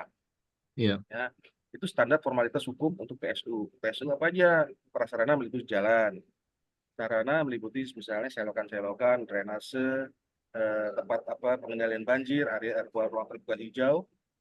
Utilitas termasuk apa aja? Misalnya ada PDAM enggak, ada jaringan listrik PLN enggak, ada internet enggak, kabel apa internet, ada telekomunikasi enggak, seperti itu. ya, Nah, itu kan ada energi-energinya. Energinya apa aja? Misalnya pada saat belum serah terima, kan Bapak menyalakan lampu untuk lampu taman untuk fasum. betul. Fasum taman Anda, fasum untuk jalan-jalan atau blok-blok tertentu kan dinyalakan Mm-mm. seperti itu. Nah, itu Bapak itu sebagai skop 2, itu pasti PLN kan? Iya, Seperti tapi itu. itu maaf Pak, kalau fasum itu kan tetap yang bayar dari iuran warga Pak, bukan dari Ini sebelum developer. serah terima, Pak. Sebelum serah terima. Jadi Ya, even ada sebelum serah terima bukan pengembang Pak yang bayar, itu dari iuran PPL. Nanti listrik yang di eh, terjadi untuk operational cluster itu dari hmm, iuran itu Pak Leonard. Kalau di kami ya, nggak tahu kalau di yang lain gitu Pak. oke. Seharusnya kalau sebelum serah terima resmi, serah terima final ya, Mm. berdasarkan aturan PUPR, tentang PUPR maupun regulasi Pemda, itu namanya biasanya serah terima PSU, Pak. Kalau untuk Oh, judul oke. di Iya, iya. Bapak harus baca juga oh, ini lokasi di mana kalau boleh tahu? Misalnya, Eh, perumahan di ini mana? di Sumarekon Di Pak. Jabodetabek. Ya, Sumarekon. Itu kan biasanya ngikutin apa kabupaten apa kota di Bekasi atau apa? Iya, Yang iya, Sumarekon mana? iya, Kabupaten Bogor? seluruh sih Pak. Enggak, Yang ini Sumarekon bicara Kabupaten secara Bogor, umum, Sukaraja. Oh, secara umum berarti secara general sesuai ya. regulasi. Iya, Mm-mm. sesuai regulasinya. Saya kan juga dulu ngurus ini juga, Pak, ngurus Oh, baik, pengembang juga. baik. Saya RT, saya ketua RT RW-nya Oh, iya, baik Pak. ketika itu. Jadi saya paham juga. Jadi Heeh. kebetulan saya konsultan di bidang ini juga, sustainable finance. Nah, Baik jadi Pak. sebelum tanda tangan PSU itu kan nanti kan menjadi asetnya pemerintah daerah, Pak. Jadi Mm-mm. semua jalan, listrik, utilitas itu menjadi kewenangan pemerintah daerah kalau sudah diterimakan PSU. Tanda Ya. tangan itu, tanda tangan hukumnya. Kalau nggak nanti bisa tuntut pengembangnya.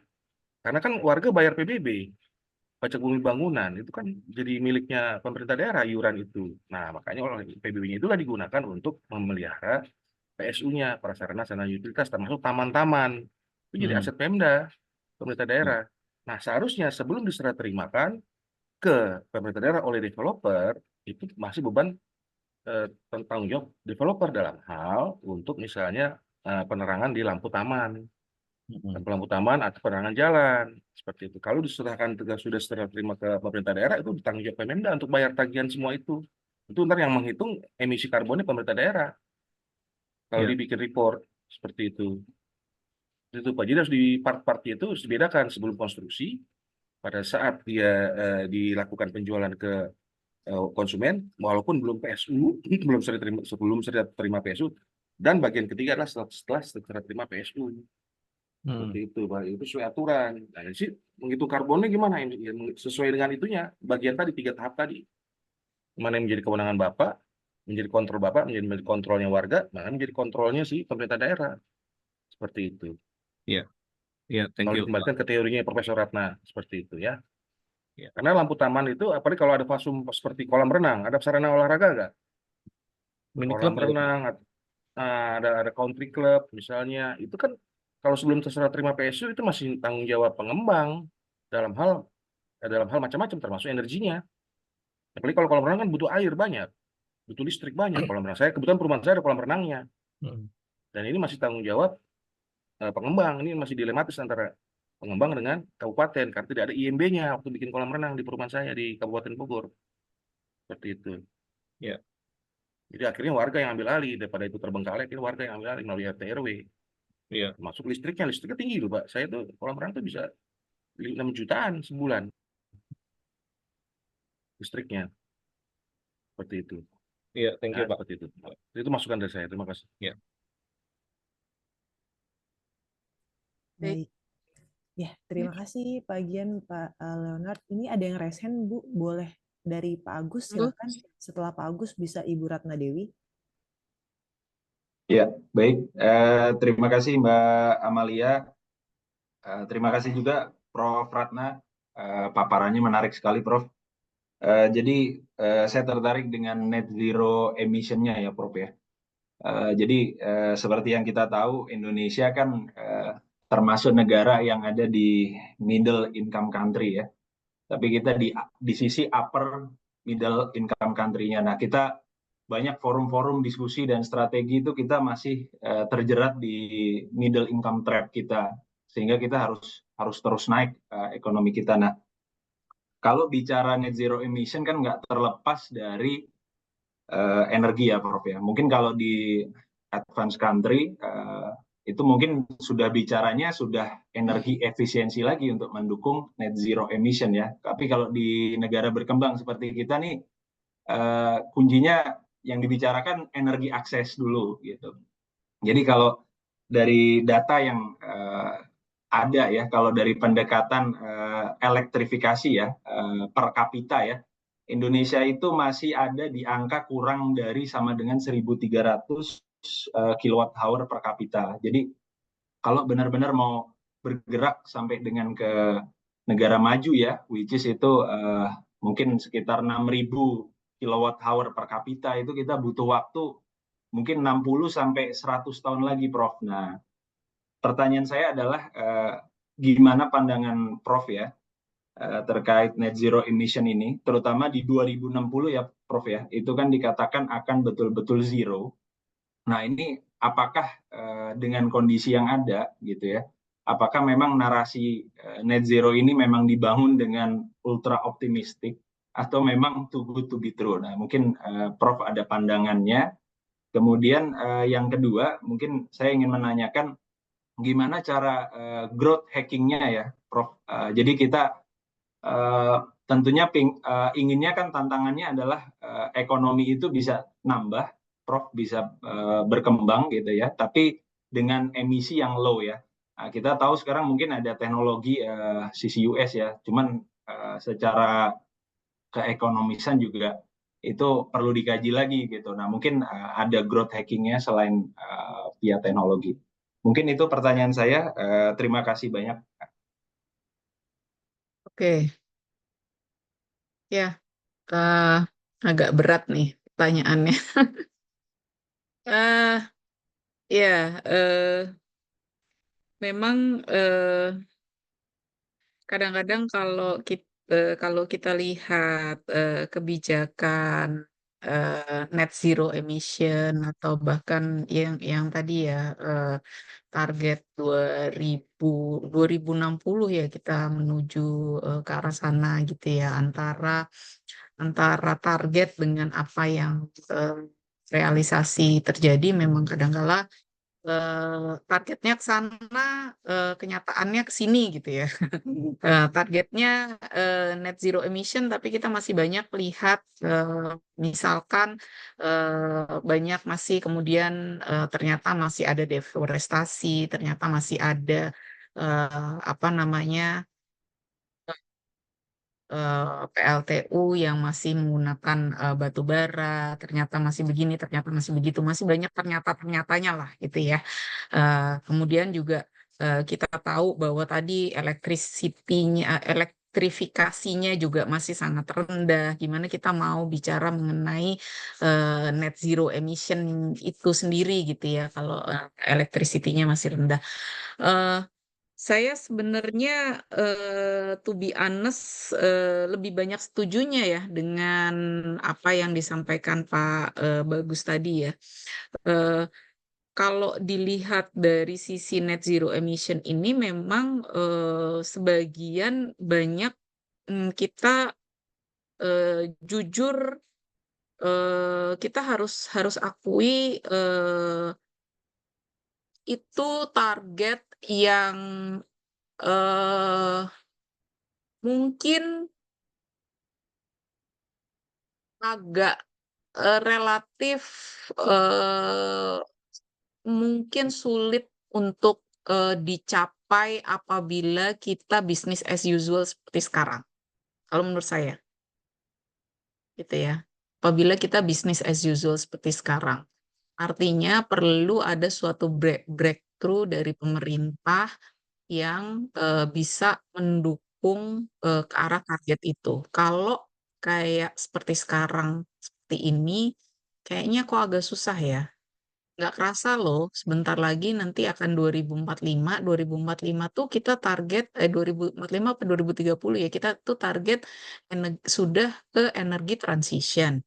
2060 kita udah target ke net zero emission. Nah, itu tuh nggak kerasa gitu ya sebentar lagi dan kita masih untuk menentukan tadi cap-nya aja tadi ya kalau kita mau bicara carbon trading lah, kita mau bicara carbon tax lah, itu aja kita masih kebingungan gitu ya. Berapa sebenarnya cap yang ideal gitu. Itu sebagai contoh. Untuk kalau kita bicara misalkan tadi, oh kita carbon trading gitu ya dengan gembar-gembornya, kalau kita lihat bursa karbon, cuma 3 proyek yang memperdagangkan di bursa karbon. Berapa sih nilai transaksi di bursa karbon? Kalau Bapak Ibu lihat, paling cuma 6 miliar, nilai transaksinya nggak seberapa gitu ya. Dan coba kalau kita lihat tadi Pak Bagus sempat mention sisi US gitu ya, carbon capture, utilization and storage gitu, teknologi. Berapa sih perusahaan yang menggunakan teknologi itu? Nggak banyak gitu ya. Carbon methane capture gitu ya, nggak banyak perusahaan yang menggunakan atau willing to invest in such teknologi gitu ya, nggak banyak karena itu costly gitu ya. Eh, Memang eh, apa namanya Indonesia ini kan sangat ini ya sangat beragam. Memang kita bicara kita middle income country yang punya ambisi cukup besar gitu ya. Kita cukup diakui di level dunia, kita ekonominya cukup maju. Tapi itu jangan lupa kita bicara di tataran misalkan mungkin Jakarta dan sekitarnya gitu ya, yang ekonomi menengah ke atas gitu ya. Tapi kalau kita bicara misalnya di Papua, kita bicara di Sulawesi, kita bicara di Nusa Tenggara gitu ya, yang tadi mungkin Pak Bagus sempat sampaikan gitu ya, itu yang mungkin perjamah listrik aja tidak, yang mungkin boro-boro ngomong net zero emission gitu ya, apa mengenyam pendidikan aja anak-anaknya mungkin enggak gitu ya, buta huruf lah, boro-boro ngomong carbon footprint gitu. Nah, makan aja susah gitu gampangnya gitu ya. Itu terjadi sih di negara kita gitu dan PR besar ya buat pemerintah. Dan kalau kita nggak ngerjain PR-nya, ya sulit sih Pak ya. Jadi saya setuju sih kalau kita bisnis as usual saja, saya rasa target net zero emission atau kita mau masuk ke net zero emission era memang berat. Jujur ya, secara objektif kita mesti dengan berat kita mesti mengatakan seperti itu. Ini kan mungkin kita bicara net zero emission segala macam juga karena kita didorong-dorong oleh global juga kan, dorongan global kan, global agenda kan. Indonesia mau nggak mau gitu kan. Tapi dengan optimisme dan apa namanya tadi ya kita negara besar dan sebagainya kita menyatakan kita sanggup gitu 2060 gitu kan. Tapi melihat kondisi dan realitanya apa namanya mungkin kalau saya boleh jujur mungkin juga kita ya kalau bisnis as usual seperti sekarang. Itu sih kira-kira Pak Bagus ya tadi ya. Gimana kalau menurut Bapak gimana Pak? Iya, Prof, benar. Kalau bisnis as usual ya kita juga berat ya, Prof ya. Cuman ya ini, Prof, tantangannya adalah gimana kita bisa escape dari middle income trap, tapi emissionnya low gitu. Jadi ya paling nggak di ASEAN kita bisa mengejar seperti Singapura lah, Dok. Gitu, Prof. Tapi will Ya, not, Prof, pandangannya. Terima kasih banyak. itu yang berat ya. Karena butuh butuh investasi sih Pak. Butuh Betul, investasi. Kalau di level perusahaan butuh investasi dan itu investasi yang nggak murah gitu. betul, ya. Murah. Dan Gitu. good political will juga, Prof. Betul, betul, betul. Terima kasih, Prof. Ya. Ya, ya. Oke. Oke, baik Ibu Ratna Dewi mungkin boleh silakan Ibu. Ya, selamat siang Bu Ratna. Eh, Ya. izin bertanya Bu, kalau untuk perhitungan carbon footprint ini cukup menarik ya, karena memang tadi waktu disampaikan cukup kritikal waktu kita mengidentifikasi mana hal yang kita hitung seperti itu. Nah, ini cukup challenge juga di kita untuk menetapkan perhitungan positioningnya gitu ya Bu. Kita ada bisnis terkait kontraktor, baik itu kita kontraktor construction ataupun kontraktor mining. Nah, ada beberapa kondisi di mana kita untuk fuelnya ataupun listriknya di-provide sama customer. Nah, sebenarnya seperti apa sih Bu positioning untuk kita perhitungan emissionnya? Kalau tadi kan sebenarnya secara mungkin scope 1 atau scope 2 ya, itu kan memang direct konsumnya kita. Nah, di mana sebenarnya kalau dihitung itu kan dari tagihan yang kita dapat atau perhitungan yang kita gunakan. Nah, tapi dari kontraknya kita ada beberapa kondisi di mana dengan limit tertentu gitu ya, dengan fuel misalnya 1.000 liter per bulan ataupun per listriknya dengan ketentuan di kontrak gitu ya. Kalau masih di bawah limitnya, kita nggak akan di-charge. Jadi memang itu menjadi tanggung jawab oleh customer. Tapi jika memang melebihi kontrak itu, kita akan di-charge dengan kelebihannya itu. Nah, ini kan ada dual control lah gitu ya dari customer dan dari kita. Nah, seperti apa sih sebenarnya perhitungannya? Apakah itu kita memang wajib menghitungkan di scope 1, scope 2 kita atau itu tidak masuk perhitungan dari emissionnya kita, Bu? Seperti itu. Terima kasih. Mungkin gimana gimana sorry. Jadi kita punya kontrak dengan customer, kita mendeliverikan barang ke customer. Kalau BBM-nya lebih rendah dari 1.000 liter contohnya, maka itu akan ditanggung oleh customer gitu ya Bu? Mungkin gini Bu, kita mungkin ada pekerjaan construction lah gitu ya di suatu area. Jadi si customer itu minta kita membangun gedung gitu ya, membangun Oke. gedung. Di dalam kontrak itu kan pasti kita ada kebutuhan untuk misalnya penggunaan fuel atau listrik gitu ya Bu. Tapi di dalam kontrak itu dia akan stated kalau misalnya penggunaan per bulan itu misalnya tadi yang 1.000 liter itu kita tidak di-charge. Jadi memang mereka yang mensuplai fuelnya. Tapi kalau nanti lebih dari situ, jadi selisih misalnya kita pakai di bulan ini misalnya 1.500. Jadi 500-nya itu akan kita di back charge atas penggunaan itu. Nah, sebenarnya secara pengakuan pencatatan emissionnya kita itu tuh jadinya seperti apa? Apakah memang secara keseluruhan penggunaannya kita walaupun secara biaya kalau misalnya masih di bawah kontrak kan memang jadinya ditanggung oleh customer pembelian fuelnya. Tapi kalau memang lebih dari situ baru sisanya yang kita beli Nah, itu gimana untuk perhitungannya gitu, Bu? Hmm. Kalau secara apa namanya kontrol dari eh, apa penggunaan misalkan itu kan berarti kan let's say misalkan truk gitu ya Mm-mm. truk dari apa eh, konstruksinya itu gitu ya dari penggunaan truknya segala macam itu under kontrol kita walaupun yang bayar kita nggak ngelihat yang bayar deh gitu ya tapi dari sisi penggunaan, kemudian apa misalkan eh, eh, cek emisinya, misalkan itu pengendaliannya ada di kita. Mm-mm. Sebagai kontraktor pengguna Jadi apa misalkan truknya. saya mau memakai truknya kapan aja, saya mau truknya ini misalkan apa namanya emisinya dicek atau enggak atau apa itu Mm-mm. kontrolnya tetap ada di kita atau di Betul. customernya. Kontrolnya dari kita karena memang atas asetnya aset di kita untuk Jadi si customer itu hanya masalah accounting provide fuel, paymentnya aja ya. iya provide fuelnya. Provide fuelnya tapi dan masalah pembayaran ya. Yes, betul. Tapi untuk masalah operasional segala macam sebenarnya kontrolnya ada di kita ya. Mm-mm. Oke. Ya, sebenarnya sih itu tetap tetap apa operasionalnya tetap ada di kita tuh. Dan kita tetap harus mengakui tadi misalkan 1.500 gitu ya. Mm-mm.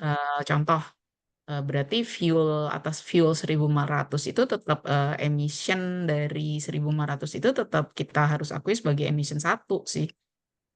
Skop Walaupun satu tidak sih. merefleksikan secara accounting finansialnya gitu ya, Bu.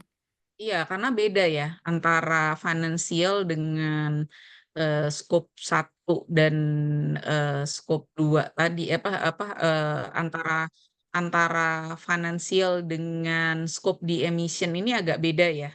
Hmm. Karena karena gini, kalau di emission itu kan sebenarnya kalau kita bicara tadi pengertian dari skop emission ini adalah aktivitasnya itu dimiliki dan dikendalikan gitu. Aktivitas apa? Aktivitas yang merilis emisi gitu kan. Jadi aktivitas yang merilis emisi. Jadi bukan masalah siapa yang bayar. Kalau akuntansi kan masalah siapa yang bayar gitu ya kan? Siapa yang mengeluarkan uang kan kalau akuntansi ya. Nah, kalau ini terkait dengan aktivitas yang merilis emisinya ini siapa yang mengendalikan? Nah, kan kalau di sini terkait dengan aktivitas tersebut gitu ya, kan aktivitasnya kan aktivitas penggunaan truk nih tadi ya, aktivitas penggunaan truk kan. Nah, aktivitas penggunaan truk ini yang mengendalikan dan ibaratnya yang bisa mengendalikan penggunaan truk ini gitu ya, karena aktivitasnya kan aktivitas releasing emisinya kan adalah aktivitas penggunaan truk. Nah, aktivitas penggunaan truk ini yang mengendalikan siapa? Kan yang mengendalikan si kontraktornya, bukan Hmm. si customer kan. Customer kan tinggal terima invoice aja, gitu kan. Terima invoice, tapi kan mau dia truknya itu dipakainya gimana, kemudian emisinya mau truknya ini diservis atau enggak, apa ada emission controlnya atau enggak, itu kan terserah si kontraktornya kan, Hmm. gitu. Nah, jadi agak sedikit beda dengan accounting point Hmm. of view-nya, gitu. Ya. Berarti baseline-nya akan hitung sendiri ya, Bu. Karena kan kalau tadi kan lihatnya kalau misalnya kita menggunakan fuel dasar dasar perhitungan kita kan dari tagihan fuelnya ataupun dari tagihan listriknya. Berarti kalau dengan ini kan tagihannya nggak direct ke kita, berarti kita harus ngitung sendiri atas penggunaan kita daily-nya berapa gitu. Dihitungnya dari penggunaan BBM-nya sih. Dari berarti monitoring secara manual di luar dari billingnya tadi itu kan berarti untuk Iya, kuletnya. penggunaan BBM-nya ya yang dihitung. Oke, Bu. Nah, kalau Itu. listrik, Bu, kalau misalnya listrik memang di-provide full dari customer, apakah itu kita tetap harus melakukan perhitungannya. Karena memang kayak misalnya kita book construction, kita membangun sesuatu yang di area mining gitu ya, di area tambang, di mana eh, listriknya itu memang disuplai oleh si pemilik tambangnya. Dan kita tidak bisa menghitung berapa yang sebenarnya yang masuk yang kita gunakan lah gitu ya. Tapi memang secara menghidupkan atau mematikan kan memang kitanya yang mengkontrol. Nah, tapi atas itu apakah kita harus menghitung juga? Akhirnya kita harus minta dari mereka untuk menghitung menjadi scope eh jadi scope 1 ya. Scope 2-nya kita, Dua. scope 2-nya kita atau itu tidak masuk perhitungan di kita juga gitu. Kenapa yang bayar itu si ownernya gitu ya? Iya, jadi kita di provide listrik karena memang ada kalau misalnya di area tertentu kan memang ada keterbatasan untuk suplai listrik. Jadi memang itu akan disuplai oleh pemilik lahannya untuk kita, untuk di area pekerjaannya kita, untuk Hmm. listriknya. Hmm.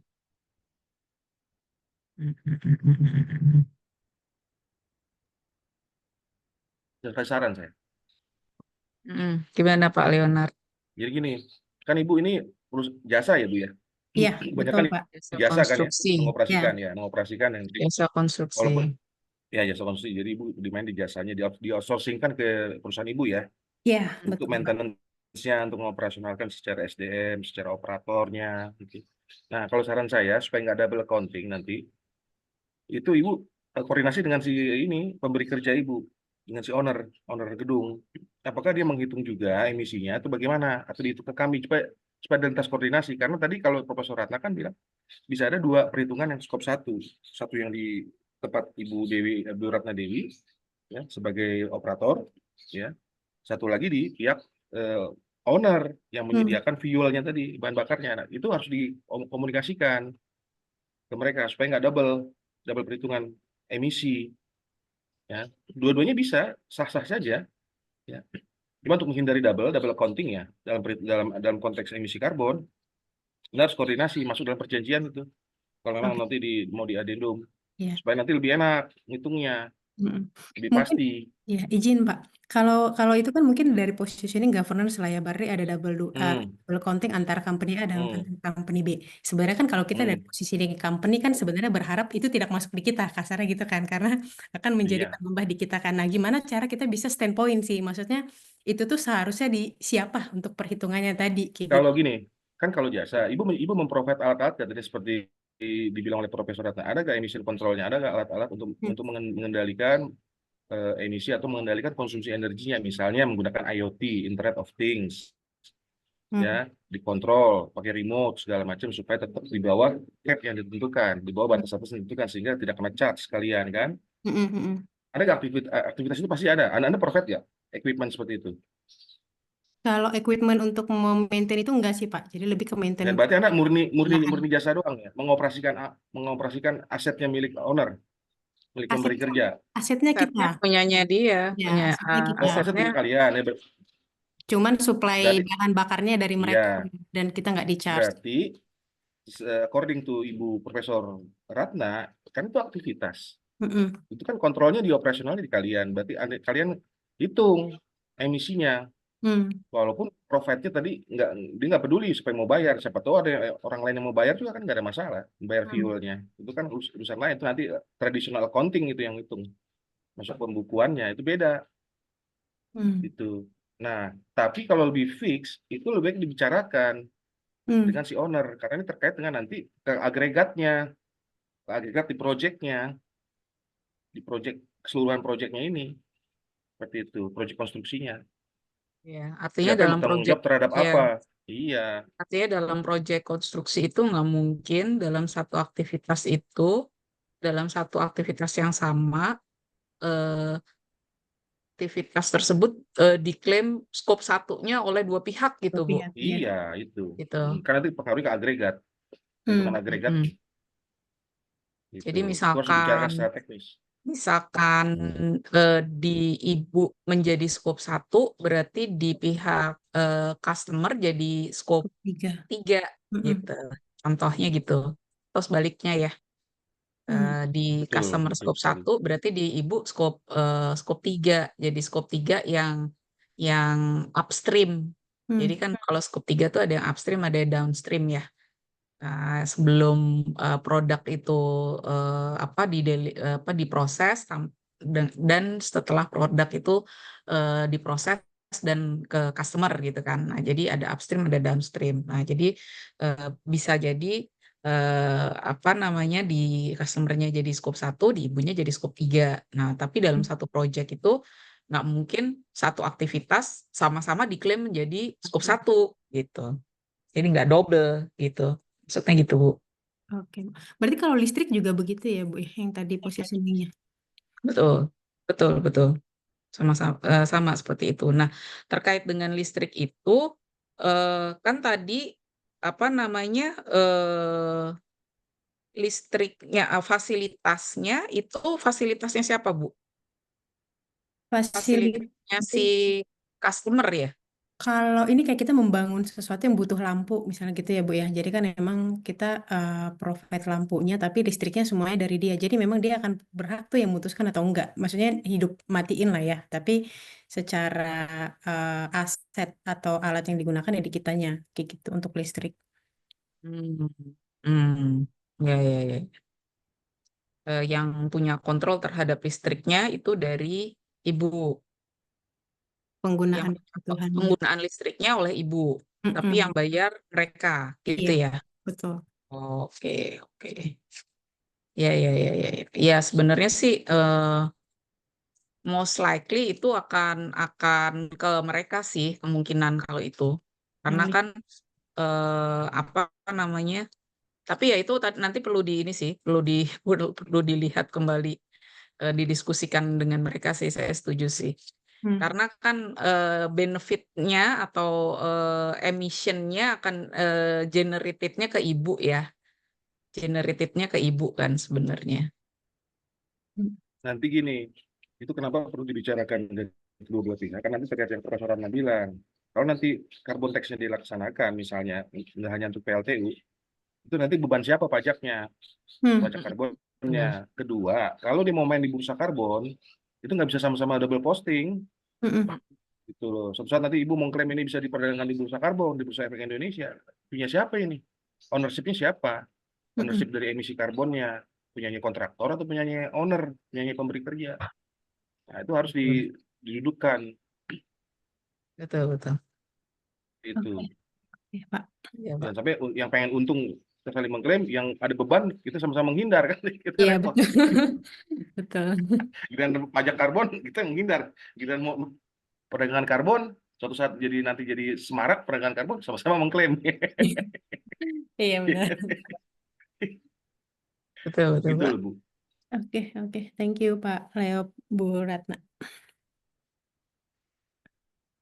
Oke, menarik Baik. ya. Baik, saya kembalikan ke Mbak Amalia. Ya, baik. Terima kasih Ibu Ratna Dewi dan Pak Ya, Leonard untuk diskusinya. Terima Bapak kasih. Ibu, nanti kalau mau butuh diskusi lebih lanjut ataupun detail kertas kerjanya ya, detail kertas kerjanya mungkin bisa juga kontak saya ya. Ya, baik. Ya, Alamat kasih Mbak email Amalia. Nanti Ibu materi Ratna. dikirim ya, Ibu Profesor ya? Atau lihat Amalia Ya, ya, nanti materinya. lewat Terima kasih Mbak banyak, Amalia Prof. ya, Mbak Amalia ya. Ya, baik. Untuk Terima kasih, Prof. materinya nanti akan kami emailkan ya Bapak Ibu setelah workshop. Dan untuk kontak Ibu Ratna itu ada nanti di slide-nya di bagian paling belakang ada email dari Ibu Ratna. Begitu. Baik, terima kasih Ibu Ratna Wardani untuk diskusi dan ilmunya untuk kita semua hari ini ya Bapak Ibu ya. Ini knowledge baru untuk kita semua. Ini sedikit ya rangkuman untuk hari ini Bapak Ibu untuk mengurangi dampak dari global warming. Saat ini salah satu tindakan yang dapat dilakukan dengan mengurangi carbon footprint atau jejak karbon. Istilah jejak karbon mengacu pada jumlah total gas rumah kaca yang dikeluarkan sebagai hasil dari berbagai produksi dan aktivitas sehari-hari. Jejak karbon ini biasanya akumulasi aktivitas dalam satu tahun, dan langkah-langkah untuk menghitung carbon footprint atau jejak karbon itu pertama biasanya set boundaries dengan mengidentifikasi sumber-sumber utama emisi karbon. Yang kedua, mengumpulkan data yang diperlukan untuk mengukur emisi dari setiap sumber tersebut.